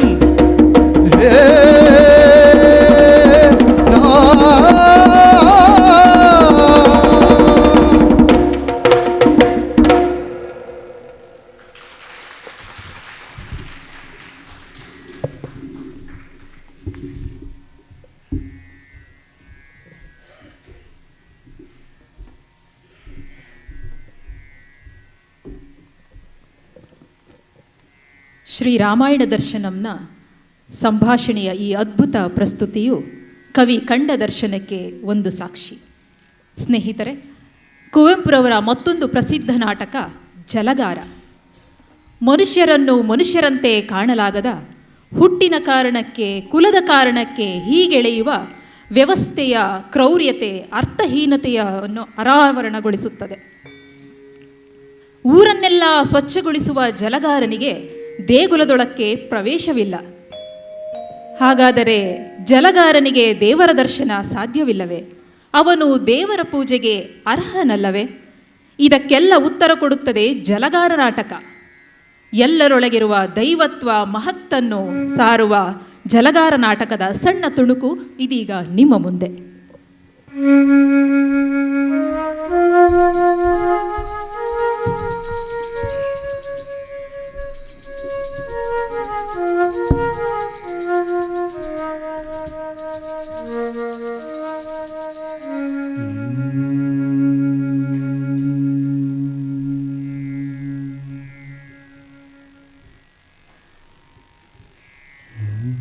ನೀನಾರು ಆಕೃತಿಯೇ? ನೀನಾರು ಮಾನುಷವಾಗಿ ಕಂಡರೂ ಅಮಾನುಷವಾಗಿ ತೋರುತ್ತೀಯೇ? ಮಿಣುಕುವ ತಾರೆಗಳನ್ನೇಳಿಸುವ ಕಂಗಳಿಂದೇಕೆ ನೋಡುತ್ತೀಯೇ ಇತ್ತು? ನೀನಾರು ಆಕೃತಿಯೇ? ಅಂಜದಿರು ಸಹೋದರನೇ, ಅಂಜದಿರು. ನಾ ನಿನ್ನ ಬಂಧು. ಏನು? ನೀ ನನ್ನ ಬಂಧು? ನಾ ನಿನ್ನ ಜಾತಿ. ನಾ ನರಿಯದಿಹ ಬಂಧು. ನಾನು ಊರ ಜಲಗಾರ. ಅಂಜದಿರು, ಅಂಜದಿರು ಸೋದರನೇ. ಜಗದ ಜಲಗಾರ ನಾನು. ಶಿವನೆಂದು ಕರೆಯುವರು ಎನ್ನ. ಚಣಚಣಕು ಜಗದ ಪಾಪವ ನುಂಗುವನು ನಾನು. ಪೂರ್ವದಲ್ಲಿ ಕಡಲ ಕಡೆಯಲು ಹುಟ್ಟಿ ಸೃಷ್ಟಿಯಂ ಸುಳುತ್ತಿದ್ದ ಘೋರ ಹಾಲಾಹಲವ ನುಂಗಿದ ನಂಜುಗೊರಲನು ನಾನು. ಪದ್ಮನಾಭನ ನಿಲಯ ವೈಕುಂಠ ಅದರಿಂದ ರಮಣೀಯವಾಗಿಹುದು. ಮೇಣೆನ್ನ ಜಲಗಾರತನದಿಂದ ಸೊದೆಯಿಂಟಿ ಅಮರತೆಯ ಹೊಂದಿಹರು. ವಿಶ್ವದಲ್ಲಿ ಸೌಂದರ್ಯ ಬಾಳುತ್ತಿದೆ. ತೊಳಗುತಿಹ ಚುಕ್ಕಿಗಳು, ಬೆಳಗುತಿಹ ಚಂದಿರನು, ದಿನ ದಿನವೂ ತಳತಳಿಸಿ ಬಾಂದಳದಲ್ಲಿ ಸುತ್ತುತಿಹ ದಿನಮಣಿಯು, ಭೋರ್ಗರೆವ ಕಡಲುಗಳು, ತಿಳಿಯಾಗಿ ಹರಿಯುತಿಹ ಹೊಳೆಗಳು, ಮೆರೆಯುವ ಅರಣ್ಯಗಳು ಎಲ್ಲವೂ ಜಲಗಾರನೊಬ್ಬನಿಗೆ ಋಣಿಯಾಗಿ ಬಾಳುತ್ತಿದೆ. ರುದ್ರನೆಂಬರು ಎನ್ನ, ಶಿವನೆಂಬರೆನ್ನ ಹೇಸುವರು, ಅಂಜುವರು, ಜಲಗಾರನೆನಲು. ನಿನ್ನ ಶಿವನೆಂದು ನಂಬುವುದು ಅದೆಂತೋ? ಏ ದೇವ, ನಿನ್ನೆ ರೂಪಮಂ ನಾನೆಂದು ಆವಡೆಗಳು ಕಂಡರಿಯೇ ಕೇಳರಿಯೇ. ತಿಳಿದವರು ಪಂಡಿತರು ಬೇರೊಂದು ರೀತಿಯಲ್ಲಿ ಬಣ್ಣಿಪರು ನಿನ್ನ. ಬಿಜ್ಜೆವೆಳರ ಕವಡಕ ಬಣ್ಣನೆಯ ನಂಬದಿರು ಸೋದರನೇ. ಕುರುಡನಾದವನ್ ಇನನ ಬಣ್ಣಿಸುವ ತೆರದಿ, ಪಂಡಿತರು ಬಣ್ಣಿಪರು ಕಲ್ಪನೆಯ ಶಿವನ. ನನ್ನ ನಿಜ ರೂಪಮಂ ನೋಡರವರೆಲ್ಲರೂ ಹೇಸುವರು, ಬೆದರಿ ಹಿಂಜರಿಯುವರು. ಎನ್ನ ನೀ ನಿಜ ರೂಪದಿಂದ ಕರ್ಮದಲ್ಲಿ ಪೂಜಿಪನು, ನೀನೊಬ್ಬನಲ್ಲದೆ ಇನ್ನಾರನೂ ನಾ ಕಾಣೆ. ಏ ದೇವ, ರಜತಗಿರಿಗೆ ಒಡೆಯನಾಗಿಯಂತೆ, ಕೈಲಾಸಪತಿಯಂತೆ, ಮುಕುಟದಲ್ಲಿ ಹಿಮಕರ್ಣ ತೊಟ್ಟಿರುವ ಶಶಿಧರನು ನೀನಂತೆ, ಜಡೆಯೊಡವೆ ಗಂಗೆಯಾಗಿ ಹೇಳಂತೆ, ಕೊರಳಿನಲ್ಲಿ ಆವುಗಳ ಕಟ್ಟಂತೆ, ಹಣೆಯಲ್ಲಿ ಉನಿಗಣ್ಣನುಳ್ಳ ನೀನ್ ಮುಕ್ಕಣ್ಣನಂತೆ, ಗಿರಿಜಾರಮಣನಂತೆ, ವಿಷಕಂಠ ನೀನಂತೆ, ನೀನ್ ಕುಬೇರನ ಮಿತ್ರನಂತೆ. ಇಂತಿಹನು ಜಗದ ಜಲಗಾರ ನಾನೆಂತು, ಇಂತಿಹನು ಎನ್ನ ಬಾಂಧವನೇ, ಎನ್ನ ಸೋದರನೇ. ಸೋದರನೇ ಸೋದರನೇ, ಶಿವನು ಶಾಸ್ತ್ರಿಗಳ ಶಿವನಲ್ಲ, ಕಾವ್ಯಗಳ ಶಿವನಲ್ಲ, ಕವಿತೆಯ ಶಿವನೂ ಅಲ್ಲ. ಬೆಳ್ಳಿ ಬೆಟ್ಟದ ಮೇಲೆ ಗಿರಿಜೆಯೊಡಗೂಡಿ ಸರಸವಾಡುವ ರಸಿಕ ಶಿವನಲ್ಲ. ಬ್ರಹ್ಮಾಂಡ ಒತ್ತುತಿಯ ಕಸದ ರಾಶಿಯ ಮೇಲೆ ಹತ್ತಿ ನಿಂತು ನರ್ತನವೆಸಗುತಿಯ ತೋಟಿ ನಾನು. ನಿಜ ಶಿವನು ಜಲಗಾರ ನೋಡು, ನಿನ್ನ ಮುಂದಿಹೆನು ನೋಡು. ದೇವ, ಏ ದೇವ, ಪಂಡಿತರು ಅದೇಕೆಂತ ಬಣ್ಣಿಪರು ನಿನ್ನ. ಸೋದರನೇ, ಶಾಸ್ತ್ರಿಗಳ ಕಂಗಳಿಗೆ ನಾನು ನೋಡಲು ಕುರೂಪಿಯಾಗಿದ್ದೆ. ಅದರಿಂದ ಚೆಲ್ಲುವ ಅಂತ ತನ್ಗದಿರು ಒಡವೆ ಮಾಡಿದರೆ ನನಗೆ ಅವರ ಭಾಗ್ಯಕ್ಕೆ ನಾನು ಪಾಪಿಯಾಗಿದ್ದೆ. ಅದರಿಂದ ಗಂಗೆಯನ್ನು ತೊಡಿಸಿದರು ತಲೆಯಲ್ಲಿ, ತೊಳೆದನ್ನು ಶುಚಿ ಮಾಡಲು ಎಂದು. ಅಸ್ಪೃಶ್ಯನಾಗಿದ್ದೆ. ಅದರಿಂದ ಹಣೆಗಣ್ಣ ಮುಡಿಸಿದರು ಸುಟ್ಟನ್ನ ಶುಚಿ ಮಾಡಲು ಎಂದು. ರೌದ್ರತೆಯನ್ ಈಯಲೆಂದೆನಗೆ ಉರುಗಗಳ ಸುತ್ತಿದರು ಕೊರಳಲ್ಲಿ. ಜೋಯಿಸರ ಭಾಗಕ್ಕೆ ಶಿವನು ಮುಟ್ಟದವನಾಗಿಹನು. ಚಂದ್ರನಿಲ್ಲದೆ, ಗಂಗೆ ಇಲ್ಲದೆಯೇ, ಹಣೆಗಣ್ಣು ಹಾವುಗಳು ಇಲ್ಲದೆಯೇ, ಜನಿವಾರ ಬೂದಿಗಳು ಇಲ್ಲದೆಯೇ ಶಿವಗುಡಿಗೆ ಸೇರಿಸರು ಶಿವನಾದಯನ್ನ. ಅದರಿಂದ ನಿಜವಾದ ಶಿವನು ಜಲಗಾರ ಶಿವನು. ಶಿವ ಗುಡಿಯ ಪೀಠದಲ್ಲಿ ಎಂದೆಂದಿಗೂ ಇಲ್ಲ. ಏ ದೇವ, ನೀನು ಮತ್ತೆಲ್ಲಿರುವೆ? ಬೀದಿ ಗುಡಿಸುವ ಬಡವನೆದೆಯಲ್ಲಿ ನಾನಿರುವೆ. ಉಳುತ್ತಿರುವ ಒಕ್ಕಲಿ ನಡೆಯಲ್ಲಿ ನಾನಿರುವೆ. ಎಲ್ಲಿ ಹೊಲೆಯನು ನನ್ನ ಕಾರ್ಯದಲ್ಲಿ ತೊಡಗಿಹನೋ ಅಲ್ಲಿ ನಾನವನ ಪಕ್ಕದೊಳಿರುವೆ. ಕುಂಟರನು, ಕುರುಡರನು, ದೀನರನು, ಅನಾಥರನು ಕೈ ಹಿಡಿದು ಪೊರೆಯುತೆಯ ಎಡೆ ನಾನಿರುವೆ. ಆ ನನ್ನ ಭಕ್ತರಿಗೆ ನನ್ನ ನಿಜರೂಪದಿಂ ಮೈದೋರಿ ಸಲಹುವೆನು. ನೀನೆನ್ನ ನಿಜ ಭಕ್ತನಾಗಿರುವೆ. ಅದಕ್ಕಾಗಿ ಕಲ್ಪನೆಯ ರೂಪವನ್ನು ತೆಗೆದೊಗೆದು ಬಂದಿಹೆನು. ನೋಡಲ್ಲಿ, ಚಂದ್ರನಂ ಬಿಸುಡಿಹೆನು ಗಗನಕ್ಕೆ, ಗಂಗೆಯನ್ನು ಎಸೆದಿಹೆನು ಹಿಮಗಿರಿಗೆ, ಹಾವುಗಳ ಪಾತಾಳ ಕಟ್ಟಿಹೆನು, ಹಣೆಗಣ್ಣ ಹಂಚಿಹೆನು ನೇಸರ್ ಅರಿಲ್ಗಳಿಗೆ. ಭಯಂಕರ ಮಸಣದಲ್ಲಿ ಬಿದ್ದಿಹುದು ಜೋಯಿಸರು ಹಚ್ಚಿದ ಎನ್ನ ಮೈಮೂದಿ. ಚಟ್ಟಗಳ ಕಟ್ಟುತ್ತಿವೆ ಅವರೆನೆಗೆ ತೊಡಿಸಿದ ಯಜ್ಞೋಪವೀತ. ಅವರಿತ್ತ ಪೊರಕೆಯಂತದ ಶೂಲ ಗುಡಿಸುತ್ತಿದೆ ಬ್ರಹ್ಮಗಳ ಬೀದಿಯನು. ಶಾಸ್ತ್ರಿಗಳು ಶಿವಗಿತ್ತ ದಾನಗಳು ತೊಲಗೆ, ಉಳಿಯುವನು ಜಗದ ಜಲಗಾರ.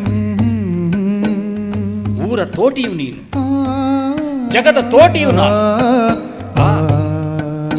ಆಯನ್ನ ಸೋದರನೇ, ನೀನೆನ್ನ ನಿಜ ಭಕ್ತ. ನಿನ್ನದೇ ಶಿವಭಕ್ತಿ, ನೀನೇ ಶಿವಭಕ್ತ. ನೀನೇ ನಾನಾಗಿಹೆನು, ನಾನೇ ನೀನಾಗಿರುವೆ. ಶಿವ ನೀನು, ನೀನು ಶಿವ. ಶಿವ ನಾನು, ನಾನು ಶಿವ. ನೀನು ಶಿವ, ನಾನು ಶಿವ. ನೀನು ಶಿವ, ನಾನು ಶಿವ. ನೀನು ಶಿವ, ನಾನು ಶಿವ.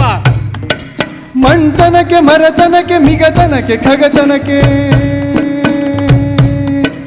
ಮಣ್ತನಕ್ಕೆ ಮರತನಕ್ಕೆ ಮಿಗತನಕ್ಕೆ ಖಗತನಕ್ಕೆ ಮುನ್ನಡೆಗೆ ಕಣ್ಣಾದ ಗುರುವೆ ಬಾರ ಮುನ್ನಡೆಗೆ ಕಣ್ಣಾದ ಗುರುವೆ ಬಾರ ಮೂಡಿ ಬಂದೆನ್ನ ನರರೂಪ ಚೇತನದಿ ಮೂಡಿ ಬಂದೆನ್ನ ನರರೂಪ ಚೇತನದಿ ನಾರಾಯಣತ್ವಕ್ಕೆ ದಾರಿ ತೋರ ನಾರಾಯಣತ್ವಕ್ಕೆ ದಾರಿ ತೋರ ಬಾಯಲ್ಲಿ ಸಂಭವಿಸು ಇಂದೆನ್ನ ಹೃದಯದಲ್ಲಿ ನಿತ್ಯವೂ ಅವತರಿಪ ಸತ್ಯಾವತಾರ ನಿತ್ಯವೂ ಅವತರಿಪ ಸತ್ಯಾವತಾರ ನಿತ್ಯವೂ ಅವತರಿಪ ಸತ್ಯಾವತಾರ.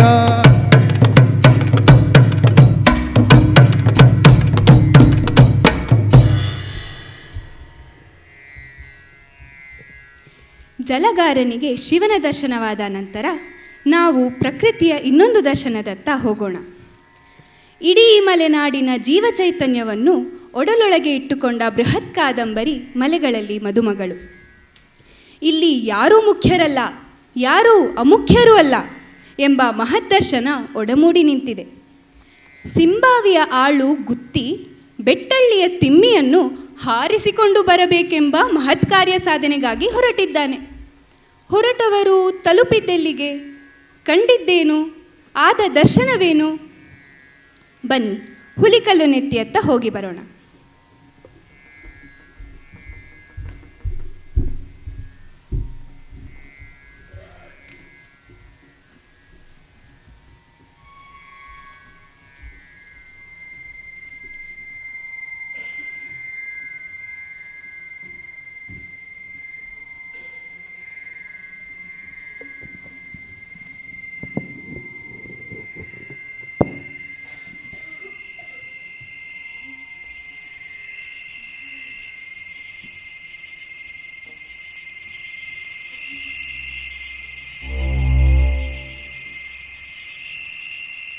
ನಡುರಾತ್ರಿಯವರೆಗೂ ಕೆರೆ, ಬಾವಿ, ಹಳ್ಳದ ಗುಂಡಿ, ಕಾಡುಗಳಲ್ಲಿ ಹುಡುಕಿ ತಿಮ್ಮಿಯನ್ನೆಲ್ಲಿಯೂ ಕಾಣದೆ ನಾನಾ ಊಹೆಗಳನ್ನು ತಲೆಯಲ್ಲಿ ಹೊತ್ತು ಹಿಂದಿರುಗುತ್ತಿದ್ದರೂ ಬೆಟ್ಟಳ್ಳಿಯ ಹೊಲಗೇರಿಯವರು ತಿಮ್ಮಿ ಒಯ್ದದ್ದು ಎಂದು ಅವಳ ಅವ್ವ ಸೇಸಿ ಗುರುತಿಸಿದ್ದ ಮಡಕೆಯೊಂದೇ ಅವರಿಗಿದ್ದೇ ಸಿಕ್ಕಿದ್ದ ಸಾಕ್ಷಿ.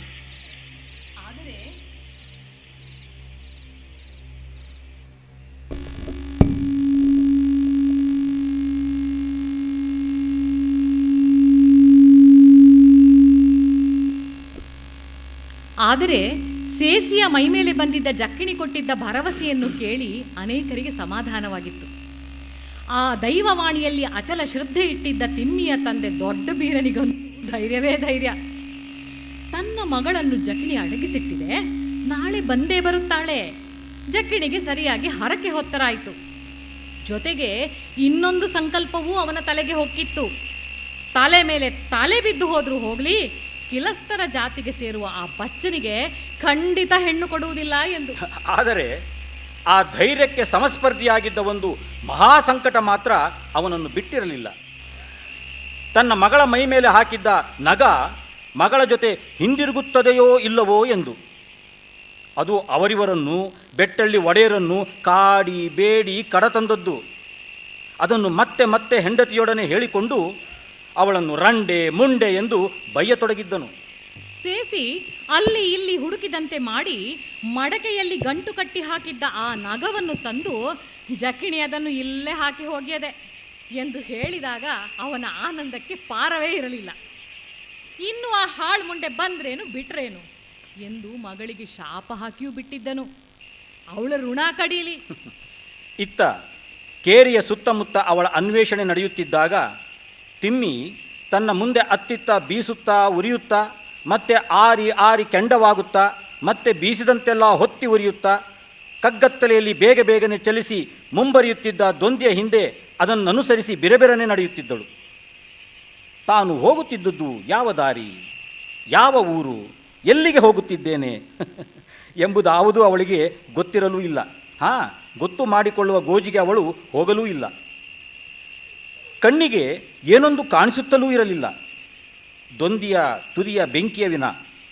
ಅಂದರೆ ಹಳು ದಟ್ಟವಾಗುತ್ತಿದ್ದುದು ಮೈಗೆ ಕೀಸುವ ಪದಗಳಿಂದ ಗೊತ್ತಾಗುತ್ತಿತ್ತು. ಒಮ್ಮೊಮ್ಮೆ ನೀರು ಇರುವ ತಾಣದ ಸಮೀಪದಲ್ಲಿ ಹೋಗುವಾಗ ದೊಂದಿಯ ಪ್ರತಿಬಿಂಬ ಅದರಲ್ಲಿ ಪ್ರಜ್ವಲಿಸುತ್ತಿತ್ತು. ಸರಳಿನ ಜೌಗಿನಲ್ಲಿ ದಾಟುವಾಗ ಕೆಸರು ಸಿಡಿದು ದೊಂದಿಯ ಬೆಂಕಿ ಚುಯ್ಯಿಗುಡುತ್ತಿತ್ತು. ಕಪ್ಪೆಗಳು ಹೆದರಿ ಹಾರಿ ದೊಂದಿಯ ಬೆಳಕು ನೀರಿನ ಅಲೆಗಳಲ್ಲಿ ಕುಣಿಯುತ್ತಿತ್ತು.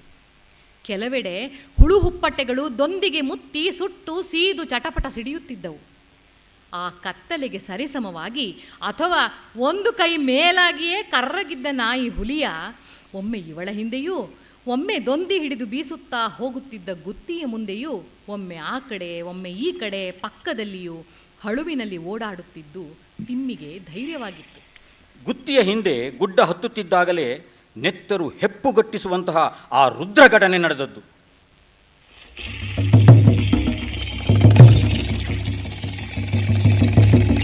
ಇದ್ದಕ್ಕಿದ್ದ ಹಾಗೆ ಹೆಬ್ಬುಲಿಯ ಆರ್ಭಟ ಕುಂದರಾದ್ರಿ ವಿಪಿನಗಳನ್ನೆಲ್ಲ ಅಲ್ಲಾಡಿಸಿತ್ತು. ದೊಡ್ಡಿನ ಹಿಂಡು ಭೂಮಿಯನ್ನೆಲ್ಲ ಗುಡುಗಿಸುವಂತೆ ಓಡಾಡಿದ ಸದ್ದಾಗಿತ್ತು. ಥಡಕ್ಕನೆ ನಿಂತನು ಗುತ್ತಿ. ಕಿವಿಗೊಟ್ಟನು. ಹುಬ್ಬು ನಿಮಿರಿತು, ಹಣೆ ಬಿತ್ತರಿಸಿತು. ಉಸಿರು ಒಮ್ಮೆಗೆ ನುಗ್ಗಿ ಶ್ವಾಸಕೋಶ ಹಿಗ್ಗಿ ತುಂಬಿತು. ಕ್ಷಣಾರ್ಧದಲ್ಲಿ ಗ್ರಹಿಸಿತ್ತು ಅವನ ಬೇಟೆಗಾರನ ಮನಸ್ಸು ನಡೆಯುತ್ತಿದ್ದುದು ಏನು ಎಂದು. ತೆಕ್ಕನೆ ತಿರುಗಿ ಜೀವ ಹಾರಿ ಹೋಯಿತೋ ಎಂಬಂತೆ ಹೆದರಿ ಹೌವನೆ ಹಾರಿ ತನ್ನನ್ನು ಒತ್ತಿ ನಿಂತಿದ್ದ ತಿಮ್ಮಿಯನ್ನು ಬಳಿಯಿದ್ದ ಒಂದು ಹೆಮ್ಮರದ ಬುಡಕ್ಕೆ ಎಳೆದು ತಂದು ನಿಲ್ಲಿಸಿ ಅವಳಿಗೆ ಅಡ್ಡಲಾಗಿ ನಿಂತು ಕೈಯಲ್ಲಿದ್ದ ದೊಂದಿಯನ್ನು ಬೀಸುತ್ತಲೇ ಉಜ್ವಲಗೊಳಿಸಿದನು. ದೊಂದಿಯ ತುದಿಯ ಅಗ್ನಿಜ್ವಾಲೆ ಆ ಕತ್ತಲೆಯಲ್ಲಿ ಅಲಾತ ಚಕ್ರದಂತೆ ಹಿಂದಕ್ಕೂ ಮುಂದಕ್ಕೂ ಬೆಂಕಿಗೆರೆ ಎಳೆಯುತ್ತಿತ್ತು. ಅವರಿಬ್ಬರಿಗೂ ಹಿಂಬದಿಯ ರಕ್ಷೆಯಾಗಿತ್ತು ಆ ಪ್ರಕಾಂಡ ವೃಕ್ಷದ ದಿಂಡು. ಮುಂದುಗಡೆ ರಕ್ಷೆಯಾಗಿತ್ತು ಬೀಸುತ್ತಿದ್ದ ದೊಂದಿಯ ಹಿಲಾಲು. ಹುಲಿಯಾಗಲಿ, ಹಂದಿಯಾಗಲಿ, ಕರಡಿಯಾಗಲಿ, ದೊಡ್ಡಿಯಾಗಲಿ ಉರಿಯುವ ಬೆಳಕಿಗೆ ಅಂಜಿ ಅದರ ಬಳಿ ಸಾರುವುದಿಲ್ಲ ಎಂಬುದು ಗುತ್ತಿಗೆ ಚೆನ್ನಾಗಿ ಗೊತ್ತಿತ್ತು. ಆ ಧೈರ್ಯದಿಂದಲೇ ಅವನು ತಿಮ್ಮಿಗೆ ತಿಮ್ಮಿ ಹೆದರಬೇಡ, ಹಂದದ ನಿಂತ್ಕೋ ಎಂದು ಎಚ್ಚರಿಕೆ ಹೇಳಿದ್ದನು. ಕಾಡಿನಲ್ಲಿ ಹೆಬ್ಬುಲಿಯ ಅಬ್ಬರವನ್ನು ಹತ್ತಿರದಿಂದ ಕೇಳಿದವರಿಗೆ ಮಾತ್ರ ಗೊತ್ತು. ಗಿಡ, ಮರ, ಕಾಡು, ಬೆಟ್ಟ, ನೆಲ ಎಲ್ಲ ನಡುಗುತ್ತವೆ ಎಂದು. ತಿಮ್ಮಿ ಏನೋ ಹೆದರಿಯೇ ಸತ್ತು ತೊಳ್ಳೆ ನಡುಗುತ್ತಾ ನಿಲ್ಲಲೂ ಆಗದೆ ಮರದ ಬುಡಕ್ಕೆ ಒತ್ತಿ ಕುಸಿದು ಕೂತಿದ್ದಳು. ಆದರೆ ಗುತ್ತಿಗೆ ಎದೆ ನಡುಕವೇನೂ ಇರಲಿಲ್ಲ. ಆ ಅಪಾಯ ಒಂದೆರಡು ನಿಮಿಷಗಳಲ್ಲಿಯೇ ಬಂದ ದಾರಿ ಹಿಡಿದು ಹೋಗುತ್ತದೆ ಎಂಬುದರಲ್ಲಿ ಅವನಿಗೆ ಯಾವ ಸಂದೇಹವೂ ಇರಲಿಲ್ಲ. ಆದ್ದರಿಂದ ಅವನೇನು ನಡುಗುತ್ತಿರಲಿಲ್ಲ. ಕಾಡು, ಭೂಮಿ, ಬೆಟ್ಟ, ಬಂಡೆಗಳೆಲ್ಲ ನಡುಗುತ್ತಿದ್ದುದಕ್ಕೆ ಅವನ ನಡುಕದ ಕಾರಣ ಇನಿತೂ ಇರಲಿಲ್ಲ. ಅವೇ ನಿಜವಾಗಿಯೂ ನಡುಗುತ್ತಿದ್ದವು. ಹಾಗಿತ್ತು ಆ ಹೆಬ್ಬುಲಿಯ ಆರ್ಭಟ. ಅದಕ್ಕೆ ಸಮಸ್ಪರ್ಧಿಯಾಗಿ ನಿಮಿಷಾರ್ಧದಲ್ಲಿಯೇ ಮೊಳಗಿ ಬಂದಿತ್ತು ದೊಡ್ಡಿನ ಹಿಂಡು ನುಗ್ಗಿ ಧಾವಿಸಿ ಬರುತ್ತಿದ್ದ ಮಹಾಸತಿ. ಸಣ್ಣ ಪುಟ್ಟ ಮರ, ಗಿಡ, ಹಳುಗಳೆಲ್ಲ ನುಚ್ಚು ನುರಿಯಾಗಿ ನೆಲಸಮವಾಗುವಂತೆ ಹತ್ತಿರದಲ್ಲಿಯೇ ಸಿಡಿಲು ಬಡಿದಿದ್ದರೆ ಆಗಬಹುದಾದ ಅನುಭವವಾಗಿತ್ತು ಗುತ್ತಿಗೂ. 10, 20 ಎಷ್ಟೋ ಕಾಡುಕೋಣ ಕಾಡೆಮ್ಮೆಗಳು ದಿಡು ದಿಡು ದಿಡು ದಿಡು ಎಂದು ಇವರು ಆಶ್ರಯಿಸಿ ನಿಂತಿದ್ದ ಹೆಮ್ಮರದ ದಿಕ್ಕಿಗೆ ಮಲೆಯ ನೆತ್ತಿಯಿಂದ ಕೆಳಕ್ಕೆ ಧಾವಿಸಿ ಬರುತ್ತಿದ್ದಂತೆ ತೋರಿತು. ಗುತ್ತಿಯ ನಾಯಿ ಹುಲಿಯ ಪ್ರಾರಂಭದಲ್ಲಿ ಒಂದೆರಡು ಸೊಲ್ಲು ಬೊಗಳಿ ಕಾಡಿನೊಳಕ್ಕೆ ನುಗ್ಗಿ ಹೋದದ್ದು ಮತ್ತೆ ಹಿಂದಕ್ಕೆ ಓಡಿ ಬಂದು ಗುತ್ತಿಯ ಮುಂದೆಯೇ ನಿಂತು ಸದ್ದು ಬರುತ್ತಿದ್ದ ದಿಕ್ಕಿನ ಕಡೆಗೆ ಮೊಗ ಮಾಡಿ ಬೊಗಳತೊಡಗಿತ್ತು. ಆದರೆ ಆ ಹೆಬ್ಬುಲಿಯ ಕೂಗಿನ ಮತ್ತು ದೊಡ್ಡುಗಳ ನುಗ್ಗಿನ ಭಯಂಕರ ರವದ ಇದಿರು ನಾಯಿಯ ಬೊಗಳು ನಗಣ್ಯವಾಗಿತ್ತು. ಬಂತು ಬಂತು ಬಂತು ಬಂತು ಬಂತು ಅದು ಹತ್ತಿರಕ್ಕೆ ಬರ್ತದೆ. ಕಣ್ಗೆಂತದು ಕಾಣ್ತಿಲ್ಲ.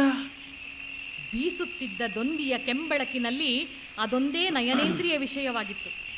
ಇನ್ನು ಕರ್ಣೇಂದ್ರಿಯ ಅದು ತನ್ನ ಅಳವಿಗೆ ಮೀರಿದ್ದ ಸಿಡಿಲು ಸದ್ದಿನ ಮಹಾಪ್ರವಾಹದಲ್ಲಿ ಕೊಚ್ಚಿ ಹೋಗಿತ್ತು, ಮೂರ್ಛೆ ಹೋದಂತಿತ್ತು. ದೊಡ್ಡಿನ ಹಿಂಡು ನುಗ್ಗುವ ರಭಸಕ್ಕೆ ಸಿಡಿದು ಕಲ್ಲು ಮಣ್ಣು ಇವರು ನಿಂತಿದ್ದೆಡೆಗೆ ಹಾರಿ ಬರತೊಡಗಿತು. ಅವುಗಳ ವೇಗದಿಂದ ಉದ್ಭವವಾದ ಗಾಳಿಯೂ ಬಳಿ ಸಾರಿದಂತೆ ಅನುಭವ. ಗುತ್ತಿ ನರಬಿಗಿದು ಕಾಲಗಲಿಸಿ ದೃಢವಾಗಿ ನಿಂತು ಒಂದೇ ಸಮನೆ ದೊಂದಿಯನ್ನು ಬೀಸತೊಡಗಿದ್ದನು. ನುಗ್ಗಿ ಬರುತ್ತಿದ್ದ ಪ್ರಾಣಿಗಳಿಗೆ ಅದು ಹೇಗೆ ಕಾಣಿಸಿತೋ ಆ ಕತ್ತಲಲ್ಲಿ. ಇದ್ದಕ್ಕಿದ್ದ ಹಾಗೆ ಗುತ್ತಿಯ ದೊಂದಿಯ ಜ್ವಾಲೆ ಪ್ರಜ್ವಲಿಸುತ್ತೆಂದು ತೋರುತ್ತದೆ. ಹಳುವಿನ ನಡುವೆ ಹಲವಾರು ಹೆಗ್ಗಣ್ಣುಗಳು ಫಳ ಫಳ ಫಳ ಫಳನೆ ಹೊಳೆದಂತಾಗಿ ಒಡನೆಯ ಬೆಂಕಿಗೆ ಬೆದರಿ ಅವು ದಿಕ್ಕು ಬದಲಾಯಿಸಿದ್ದರಿಂದ ಮಾಯವಾಗಿದ್ದವು. ಸದ್ದಿನ ಹೊಳೆ ಬೇರೆ ದಿಕ್ಕಿಗೆ ಹರಿಯತೊಡಗಿ ಬರಬರುತ್ತಾ ಕ್ಷೀಣವಾಗಿ 3-4 ನಿಮಿಷಗಳಲ್ಲಿ ಕಾಡು ಅತ್ಯಂತ ಅಸ್ವಾಭಾವಿಕವೋ ಎಂಬಂತೆ ಗಾಢವಾಗಿ ನಿಶ್ಶಬ್ದವಾಗಿ ಬಿಟ್ಟಿತ್ತು.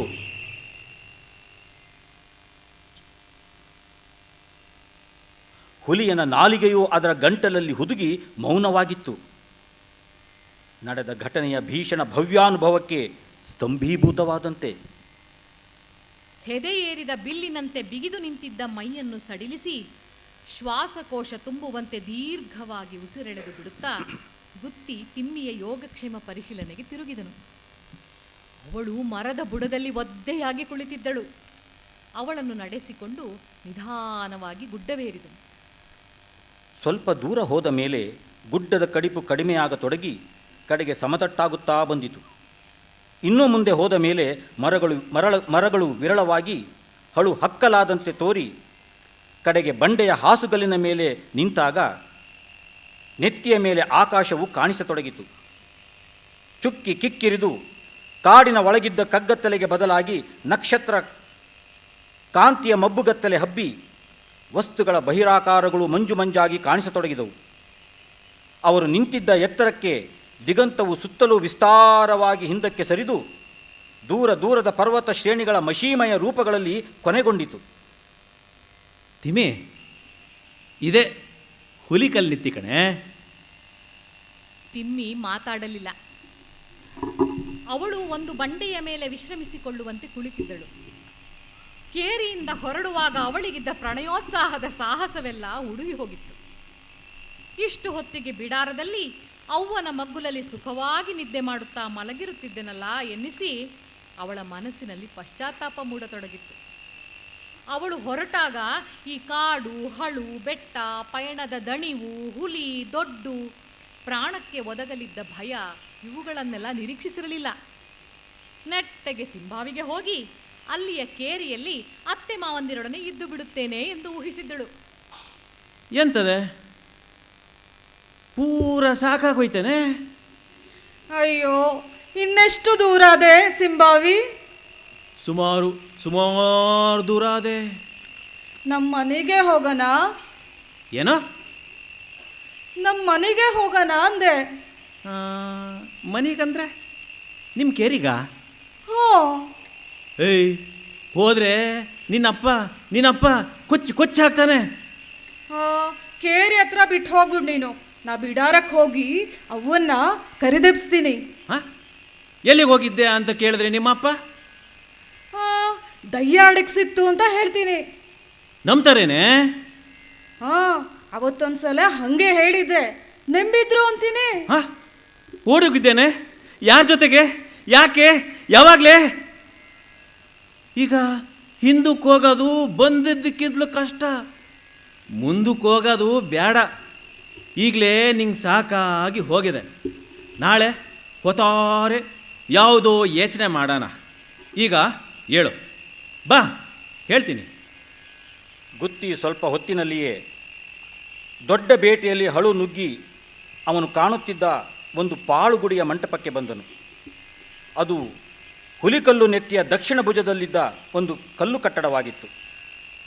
ನಗರ ಸಂಸ್ಥಾನದ ಶಿವಪ್ಪ ನಾಯಕನ ಕಾಲದಲ್ಲಿಯೋ ದುರ್ಗದ ಪಾಳೆಯಗಾರರ ಕಾಲದಲ್ಲಿಯೋ ಅದು ಕಾವಲು ಮಂಟಪವಾಗಿತ್ತು ಎಂದು ಹೇಳುತ್ತಿದ್ದರು. ತಿಮ್ಮಿಯೇ ಬುತ್ತಿ ಬಿಚ್ಚಿದಳು. ಇಬ್ಬರೂ ಉಂಡು ತಮ್ಮ ಬಾಯಿ ಕಡೆಗೆ ನೋಡುತ್ತಲೇ ಕುಳಿತಿದ್ದ ಹುಲಿಯನಿಗೂ ಒಂದಷ್ಟು ಊಟ ಹಾಕಿದರು. ಊಟ ಮಾಡಿದ ಮೇಲೆ ಇಬ್ಬರೂ ದೊಣೆಯ ಬಳಿಗೆ ಇಳಿದು ಹೋಗಿ ಕೈ ಬಾಯಿ ತೊಳೆದುಕೊಂಡು ನೀರನ್ನು ಚೆನ್ನಾಗಿ ಕುಡಿದರು. ಹುಲಿಯನು ಲೊಚ್ಚಗೊಟ್ಟುತ್ತಾ ಸುಮಾರು ಹೊತ್ತು ನೀರು ನೆಕ್ಕಿತ್ತು. ತಿಮ್ಮಿ ಅಂತಹ ಊಟವನ್ನು ಅವಳ ಜೀವಮಾನದಲ್ಲಿಯೇ ಮಾಡಿರಲಿಲ್ಲ. ಅಷ್ಟು ಹಿತವಾಗಿತ್ತು, ರುಚಿಯಾಗಿತ್ತು ಅವಳ ಅವ್ವ ಕಟ್ಟಿಕೊಟ್ಟಿದ್ದ ಆ ಬುತ್ತಿ ಗಿರಿ ನೆತ್ತಿಯಲ್ಲಿ.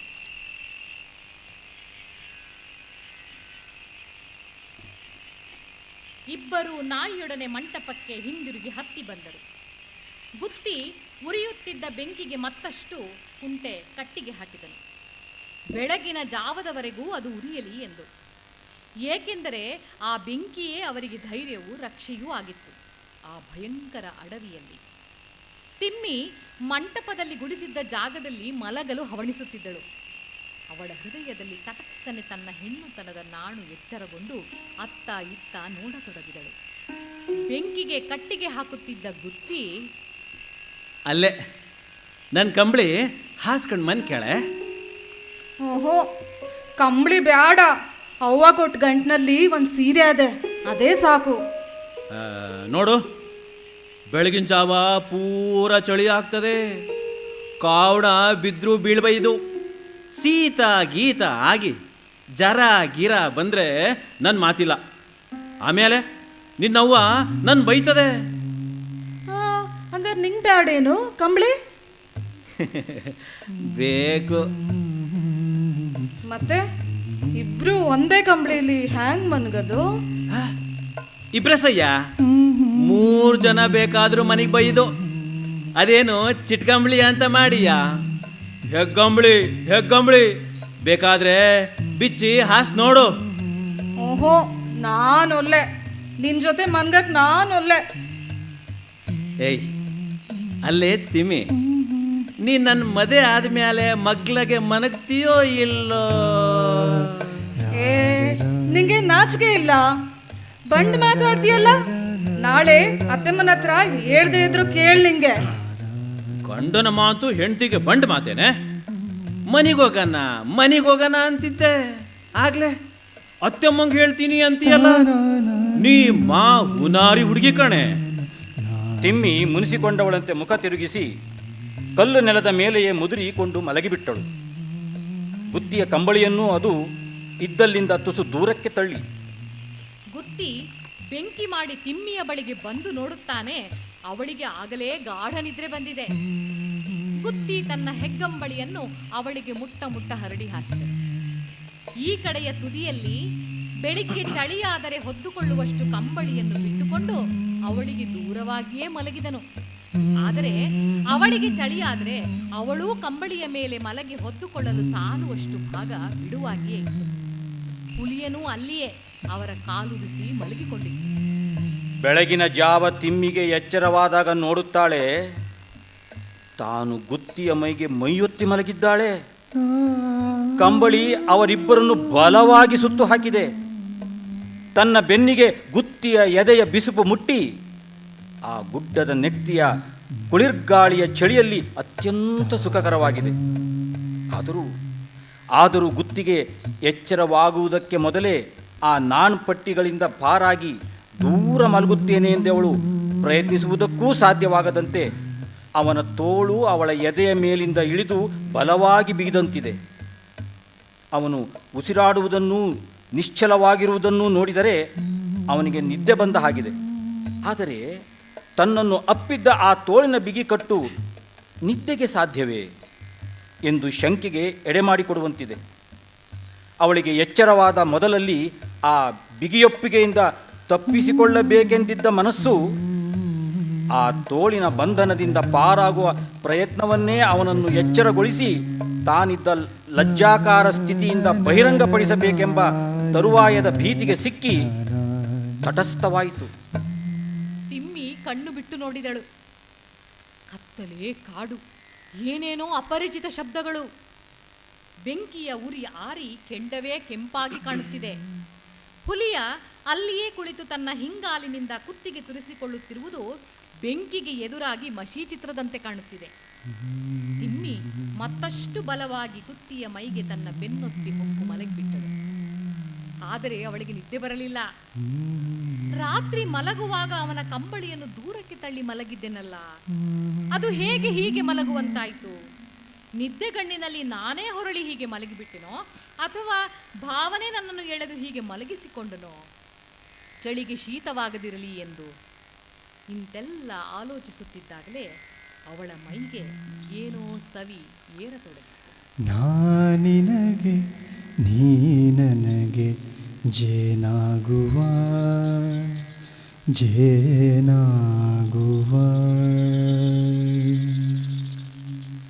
ಇದ್ದಕ್ಕಿದ್ದ ಹಾಗೆ ಯಾವುದೋ ಘಾತುಕ ಪ್ರಾಣಿ ತನ್ನ ಮೇಲೆ ನೆಗೆದ ರಭಸಕ್ಕೆಂಬಂತೆ ಹುಲಿಯ ಕೊಯ್ಕೆಂದು ಕೂಗಿದ್ದು ಕೇಳಿಸಿತು. ನಾಯಿಗೂ ಆ ಪ್ರಾಣಿಗೂ ಬಲವಾದ ಹೋರಾಟ ನಡೆಯುವಂತೆ ಸದ್ದಾಯಿತು. ಒಂದರ ಮೇಲೆ ಒಂದು ಬಿದ್ದು ಒಂದನ್ನೊಂದು ಕೊಲ್ಲುವ ಪ್ರಯತ್ನದಲ್ಲಿ ಎರಡೂ ಗುಡ್ಡದ ಇಳಿಜಾರಿನಲ್ಲಿ ಕೆಳಗೆ ಉರುಳುತ್ತಾ ಹೋದಂತಾಯಿತು. ಗುತ್ತಿಗೆ ಕ್ಷಣಾರ್ಧದಲ್ಲಿ ಗೊತ್ತಾಯಿತು. ಕುರ್ಕ ನಾಯಿಯ ಮೇಲೆ ಬಿದ್ದಿದೆ ಎಂದು ಥಡಕ್ಕನೆ ಎದ್ದು ಹಿಡಿ ಹಿಡಿ ಹುಲಿಯ, ಹಿಡಿ ಹಿಡಿ ಹಿಡಿ ಎಂದು ಗಟ್ಟಿಯಾಗಿ ಕೂಗುತ್ತಾ ಒಂದು ಹೆಗ್ಗೊಳ್ಳಿಯನ್ನೆತ್ತಿ ಬೀಸುತ್ತಾ ಸದ್ದಾಗುತ್ತಿದ್ದ ಕಡೆಗೆ ಧಾವಿಸಿದನು. ಇವನ ಕೂಗು ಕೇಳಿಸಿಯೋ, ನಾಯಿಯ ಬಲಕ್ಕೆ ಸೋತು ಹೆದರಿಯೋ ಕುರ್ಕ ಓಡುತ್ತಿರುವುದನ್ನು, ನಾಯಿ ಅಟ್ಟುತ್ತಿರುವುದನ್ನು ಕಂಡು ಗುತ್ತಿ ನಾಯಿಯನ್ನು ಅದರ ಹೆಸರು ಹಿಡಿದು ಕೂಗಿ ಬಳಿಗೆ ಕರೆದನು. ನಾಯಿಯನ್ನು ಹಿಡಿಯುವ ಆ ಜಾತಿ ಚಿರತೆ ನಾಯಿ ತನ್ನನ್ನು ಅಟ್ಟುವಂತೆ ಮಾಡಿ ಅದನ್ನು ಇತರ ನಾಯಿಗಳಿಂದಲೂ ಮನುಷ್ಯರಿಂದಲೂ ದೂರಕ್ಕೆ ಸೆಳೆದು ಪ್ರತ್ಯೇಕಿಸಿ ಅದು ಒಂಟಿಯಾದಾಗ ಅದರ ಮೇಲೆ ಬಿದ್ದು ಕೊಲ್ಲುವ ಉಪಾಯ ಹುಡುತ್ತದೆ ಎಂಬುದು ಗುತ್ತಿಗೆ ಗೊತ್ತಿದ್ದುದರಿಂದಲೇ ಹುಲಿಯ ಕುರ್ಕವನ್ನು ಬೆಂಬತ್ತಿ ಅಟ್ಟಿ ಹಳುವಿಗೆ ಹೋಗದಂತೆ ತಡೆ ಹಿಡಿದಿದ್ದನು. ನಾಯಿ ನಾಲಗೆ ಇಳಿಬಿಟ್ಟುಕೊಂಡು ಏದುಸಿರುಳುತ್ತಾ ಬಳಿಗೆ ಬಂತು. ಗುತ್ತಿ ಅಭಿಮಾನಕ್ಕೂ ವಿಶ್ವಾಸಕ್ಕೂ ಅದರ ತಲೆಯನ್ನು ಸವರಿದನು. ಅವನ ಕೈ ಅದರ ಕುತ್ತಿಗೆಯ ಮೇಲೆ ಹೋದಾಗ ಏನೋ ಒದ್ದೆ ಮುಟ್ಟಿದಂತಾಯಿತು. ಗುಡ್ಡ ಹತ್ತಿ ಅವರಿಬ್ಬರು ಬೆಂಕಿಯ ಬಳಿಗೆ ಬಂದಾಗ ಬೆಂಕಿಗೆ ಒಣಗಿದ್ದ ಹರೆಗಳನ್ನು ಹಾಕುತ್ತಾ ನಿಂತಿದ್ದ ತಿಮ್ಮಿ, ಅಯ್ಯೋ ಬಾವಾ, ಇದೇನು ನೆತ್ತಿರ? ಬೆಂಕಿಯ ಬೆಳಕಿನಲ್ಲಿ ಗುತ್ತಿಯ ಕೈಯು ನಾಯಿಯ ಮೈಯು ರಕ್ತಮಯವಾಗಿದ್ದ ಭಯಂಕರ ದೃಶ್ಯ ಕಾಣಿಸಿತು. ಹಾಳು ಕುರ್ಕ ಹಡಬೆಗುಟ್ಟಿದ್ದು ನಾಯಿ ಮೈನೆಲ್ಲ ಗಿವರಿ ಗಾಯ ಮಾಡಿಬಿಟ್ಟಿದೆ. ಅದಕ್ಕೂ ಸಮ ಮಾಡ್ತು ಅಂತ ಕಾಣ್ತದೆ ಹುಲಿಯ. ಸತ್ನೋ ಕೆಟ್ನೋ ಅಂತ ಹೇತ್ಕೊಂಡು ಓಡೋಯ್ತು. ಎಂತಹ ರತಿಭಾವದ ಕಿಪ್ಪಿಯಂಚಿನ ರಸಸ್ಥಲದಿಂದ ಅದೆಂತಹ ಭಯಂಕರ ಕರುಣ ಭೀಭತ್ಸಗಳ ಕಣಿವೆಗೆ ಹುಲಿಯನ ಅದ್ಭುತ ಸಾಹಸ ತಮ್ಮಿಬ್ಬರನ್ನು ತಂದಿತ್ತು ಎಂಬುದನ್ನು ಅವರಿಬ್ಬರು ಮುದ್ದು ಮಾಡಿ ಶುಶ್ರೂಷೆ ಮಾಡುತ್ತಿದ್ದ ಗುತ್ತಿಯಾಗಲಿ, ಆ ಕಾರ್ಯದಲ್ಲಿ ಅವನಿಗೆ ಅನುಕಂಪನೆಯಿಂದ ನೆರವಾಗುತ್ತಿದ್ದ ತಿಮ್ಮಿಯಾಗಲಿ ಪರ್ಯಾಲೋಚಿಸುವ ಸ್ಥಿತಿಯಲ್ಲಿ ಇರಲಿಲ್ಲ. ತರುವಾಯವಾದರೂ ಅವರಿಬ್ಬರು ಪರಸ್ಪರ ಒಳಸಂಚಿನಿಂದಲೋ ಎಂಬಂತೆ ಅದನ್ನು ಪ್ರಸ್ತಾಪಿಸಲೂ ಇಲ್ಲ. ಆದರೆ ಆಗಾಗ್ಗೆ ಒಂದು ಕಣ್ಣಿನ ಮಿಂಚೋ, ಒಂದು ಮುಗುಳು ನಗೆಯ ತುಟಿಗೊಂಕಿನ ಹೊಂಚೋ ಅವರಿಬ್ಬರ ಸಂಚಿನ ಅಂಚಿನಿಂದ ಇಣುಕಿ ಇಬ್ಬರಿಗೂ ಅದರ ಸವಿ ಸೊಗದ ನೆನಪು ಮರುಕಳಿಸುವಂತೆ. ಓ ಬಾವಾ, ಹೊತ್ತಾರೆ ಆಗ್ತಾ ಇದೆ. ಇದು ತಿಂಗಳು ಕಣೆ. ಅದನ್ನಲ್ಲ ನಾ ಹೇಳಿದ್ದು. ಅಲ್ಲೋಡು, ಓ ಅಲ್ಲಿ ಆ ಗುಡ್ಡದ ಹಿಂದಿನ ಗುಡ್ಡದ ನೆತ್ತಿ ಸಾಲಿನ ಮ್ಯಾಲೆ ಆಕಾಶ ಹೆಂಗ್ ಕೆಂಪಾಗ್ತಾ ಇದೆ. ಅವರಿದ್ದ ಶಿಖರದೆತ್ತರದಿಂದ ಕಾಣುತ್ತಿದ್ದು ಶ್ರೇಣಿ ಶ್ರೇಣಿಯಾಗಿ ಪೂರ್ವ ದಿಗಂತದವರೆಗೂ ಹಬ್ಬಿದ್ದ ಅರಣ್ಯಾವೃತ ಪರ್ವತ ಪಂಕ್ತಿಗಳ ಕಡೆ ಕೈ ತೋರಿಸಿದ್ದಳು ತಿಮ್ಮಿ. ಹೌದೇ ಸೈ, ಅಲ್ಲಿ ಕೇಳಿದ್ಯಾ? ಕಾಜಾಣನು ಸಿಳ್ಳೆ ಹಾಕಕ್ಕೆ ಶುರು ಮಾಡಿದ್ವಲ್ಲ. ಕತ್ತಲೆಯಿಂದ ಮೆಲ್ಲ ಮೆಲ್ಲನೆ ಬೆಳಕಿಗೆ ಹೊಮ್ಮುತ್ತಿದ್ದ ಕಾಡುಗಳಿಂದ ಅಲ್ಲೊಂದು ಇಲ್ಲೊಂದು ಸಿಳ್ಳುಲಿ ನೀರವತ ತಂತಿಯನ್ನು ಮೀಟಿದಂತೆ ಬೆಳಕು ಬಿಡ್ತಲ್ಲ. ಹಾಗಾದ್ರೆ ಹೊಲ್ಡನ ಎಲ್ಲಿಗೆ? ಮಾವನ್ ಮನೆಗೆ. ಯಾರ ಮಾವನ್ ಮನೆಗೆ? ನನ್ ಮಾವನ್ ಮನೆಗೆ. ನನ್ನ ಮಾವನ್ ಮನೆಗೇನೋ ಅಂತ ಮಾಡಿದ್ದೆ. ನಿನ್ ಮಾವನ್ ಮನೆಗೆ ಹೋದ್ರೆ ಆಗ್ತದ ನಿಂಗ್ ಚೆನ್ನಾಗ್ ಮದ್ವೆ. ಅಲ್ಲೇ ಹುಡುಗಿ, ಒಂದ್ ರಾತ್ರಿಲೇ ಏಟು ಬದಲಾಗ್ಬಿಟ್ಟೆ. ನಿನ್ನೆ ನೀನೇ ಅಲ್ಲೇನೆ ಹೇಳಿದ್ದು ಮನಿಗೋಗನ ಅಂತ. ಹೇಳಿದ್ದೆ ನಿನ್ನೆ. ಅವರಿಬ್ಬರೂ ರಾತ್ರಿಯ ಮಧುರಾನುಭವ ನೆನಪು ಹೊಮ್ಮಿ ನಕ್ಕು ಬಿಟ್ಟರು. ಅಷ್ಟರಲ್ಲಿ ವಸ್ತುಗಳೆಲ್ಲ ಸ್ಪಷ್ಟವಾಗಿ ಕಾಣುವಷ್ಟು ಬೆಳಕಾಗಿತ್ತು. ತಿಮ್ಮಿ ಮಲೆಯ ಕಣಿವೆಗಳ ಕಡೆ ಕಣ್ಣು ಹಾಯಿಸಿ ಕಣ್ಣರಳಿಸಿ ಹಿಗ್ಗಿ ವಿಸ್ಮಯದಿಂದ ಕೂಗಿಕೊಂಡಳು. ಅಯ್ಯಯ್ಯೋ ಬಾವಾ, ಬಾವಾ ನೋಡು, ನೊರೆ ನೊರೆ ನೊರೆ ನೊರೆ ಹಾಲು ಕಡ್ಲು ನಿಂತಂಗದೆ. ಕಾವಣ ಕಣೆ, ಕಣಿವೆ ನಾಡನ್ನೆಲ್ಲ ಮುಚ್ಚಿಬಿಟ್ಟಿದೆ. ಏನ್ ಚಂದ ಕಾಣ್ತಿದೆ ಬಾವಾ, ನಾನ್ ನೋಡೇ ಇರ್ಲಿಲ್ಲ. ಕೆಳಗೆ ಕೆಳಗೆ ಬಿಡಾರ್ದಾಗೆ ಕೂತ್ಕೊಂಡಿದ್ರೆ ಹೆಂಗ್ ಕಾಣ್ತದೆ ಇದೆಲ್ಲ? ನೋಡಿದ್ಯಾ ನನ್ನ ಜೊತೆ ಬಂದಿದ್ದಕ್ಕೆ ಏನೇನೆಲ್ಲ ಕಣ್ತು ನಿಂಗೆ? ಹ್ಞೂ ಕಣ್ತು ನಿನ್ನೆ ಕೊಂದೇ ಹಾಕಿದ್ದೆ ದೊಡ್ಡಿನ ಕಾಲಿಗೆ ಸಿಕ್ಸಿ. ಮತ್ತೇನು ಕುದುರೆ ಮೇಲೆ ಕೂರಿಸ್ಕೊಂಡು ಹೋಗ್ತಾರೆ ಅಂತ ಮಾಡ್ಕೊಂಡಿದ್ದೇನೆ ಮದುವಳಗಿನ? ಕುದುರೆ ಮ್ಯಾಲ ಕೂತ್ರೆ ಕುದುರೆ ಕಾಲ್ ಜೊತೆಲಿ ನಿನ್ನ ಕಾಲೋ ಮುರಿದು ಹಾಕ್ತಾರ ನಮ್ಮ ಒಡೇರ್ ಕಡೆರು. ಹಳೆ ಪೈಕ್ದವ್ರಿಗೆ ದಂಡಿಗೆ ಕುದುರೆ ಹತ್ತಬಾರ್ದು ಅಂತ ಮಾಡ್ಯಾರಂತೆ. ಇಬ್ಬರು ಪರಿಚಿತರಾರಿಗೂ ಕಾಣಿಸದಂತೆ ಕಾಡಿನ ಒಳದಾರಿಯಲ್ಲಿ ಹೊರಡಲು ಸಿದ್ಧರಾಗಿ ಇಳಿಯತೊಡಗಿದ್ದರು. 10-20 ಮಾರು ಹೋಗುವುದರಲ್ಲಿಯೇ ತಿಮ್ಮಿ ಮತ್ತೆ ಅದ್ಭುತ ದರ್ಶನವಾದಂತೆ ಕೂಗಿಕೊಂಡಳು, ಗುತ್ತಿಗೆ ದಿಗಿಲಾಗುವಂತೆ. ಅಯ್ಯಯ್ಯೋ ಅಯ್ಯೋ ಬಾವಾ ನೋಡು ಬಾವಾ. ಮುಂದೆ ಮಾತು ನಿಂತು ಕೈ ಮುಗಿದುಕೊಂಡು ಭಾವಪರವಶಳಾಗಿ ನಿಂತು ಬಿಟ್ಟಳು. ಪೂರ್ವ ದಿಗಂತದಿಂದ ಕೆಂಡದುಂಡೆಯಾಗಿ ಕಿರಣವಿಲ್ಲದ ಸೂರ್ಯ ಮೇಲೆ ಏಳುತ್ತಿದ್ದನು.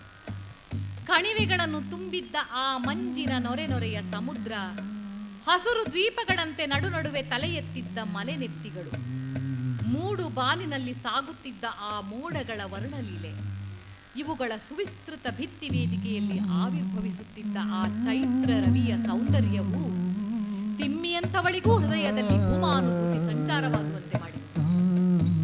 ಆಹಾ ಬಾವಾ, ನಮ್ ಬಿಡಾರ ಇಲ್ಲೇ ಇದ್ದಿದ್ರೆ ಎಂದು ಮಾತ್ರ ಹೇಳಲು ಶಕ್ತವಾಗಿತ್ತು. ಅವಳಿಗೆ ತಿಳಿದಿದ್ದ ಭಾಷೆ ಅವಳ ಚೇತನದ ಅನುಭವದ ಅಭಿವ್ಯಕ್ತಿಗೆ ಪ್ರತೀಕವಾಗಿ. ಮೂಡುತ್ತಿದ್ದ ದಿನಸ್ವಾಮಿಗೆ ಗುತ್ತಿ ಕೈ ಮುಗಿಯುತ್ತಾ ನಕ್ಕು ಹೇಳಿದನು, ನಿಮ್ಮ ಬಿಡಾರ ಇಲ್ಲೇ ಇದ್ದಿದ್ರ ನಿನ್ನ ಮಗ್ಲಾಗೆ ಮನಗ್ತಿತ್ತು ಹುಲಿ ಹುಲಿ.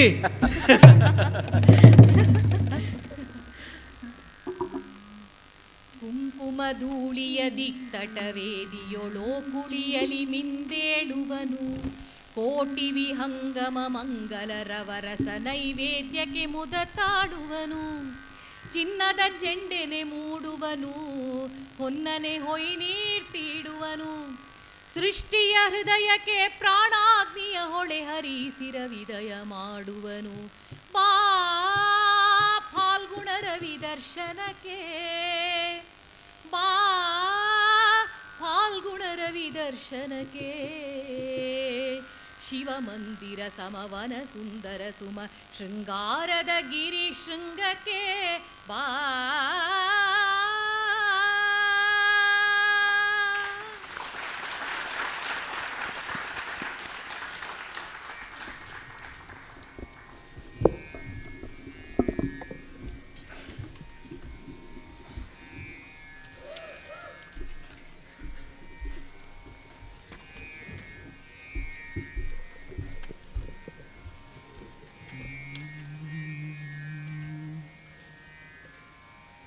ಸೂರ್ಯೋದಯವನ್ನು, ಹೊಸ ಕ್ರಾಂತಿಯ ಉದಯವನ್ನು ಕವಿ ಜೊತೆಯಲ್ಲೇ ಕಾಣುತ್ತಾರೆ.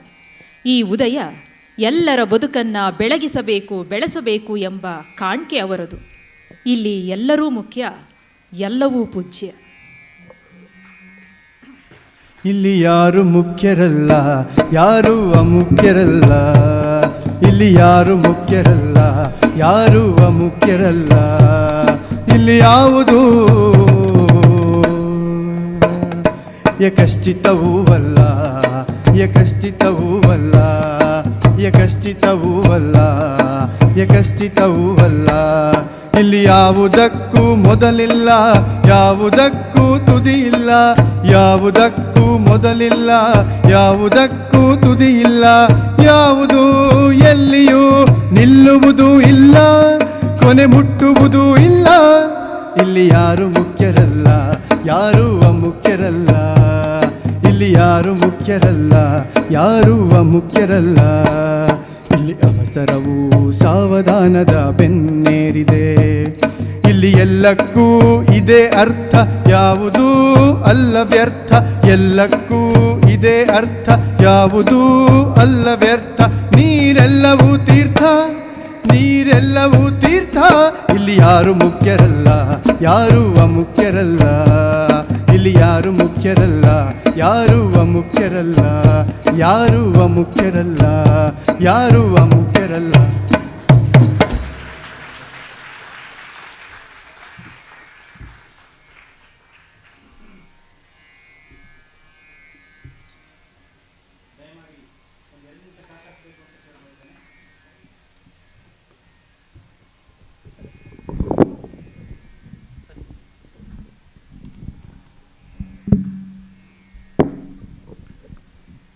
ಇಲ್ಲಿ ವೇದಿಕೆಯಲ್ಲಿ ವಾಚನ ಮಾಡಿದಂಥವರು ಶ್ರೀಮತಿ ಭಾಗ್ಯ, ವಾರ್ತಾ ಇಲಾಖೆಯಲ್ಲಿ ಸೇವೆ ಸಲ್ಲಿಸ್ತಾ ಇದ್ದಾರೆ.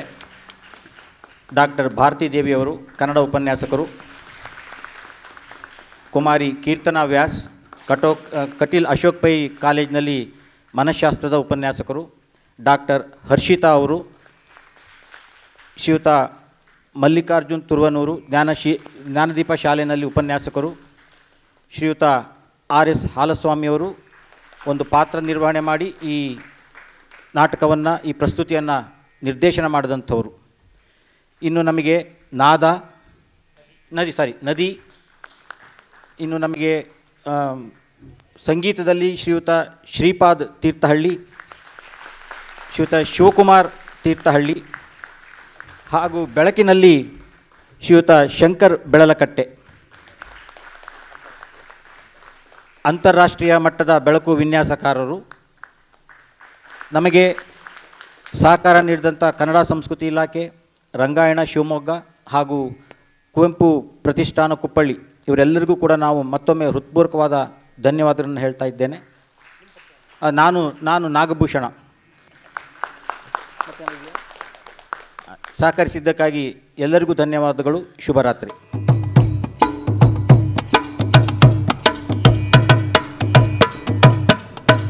ಇಲ್ಲಿ ಯಾರು ಮುಖ್ಯರಲ್ಲ, ಯಾರು ಅಮುಖ್ಯರಲ್ಲ. ಇಲ್ಲಿ ಯಾರು ಮುಖ್ಯರಲ್ಲ, ಯಾರು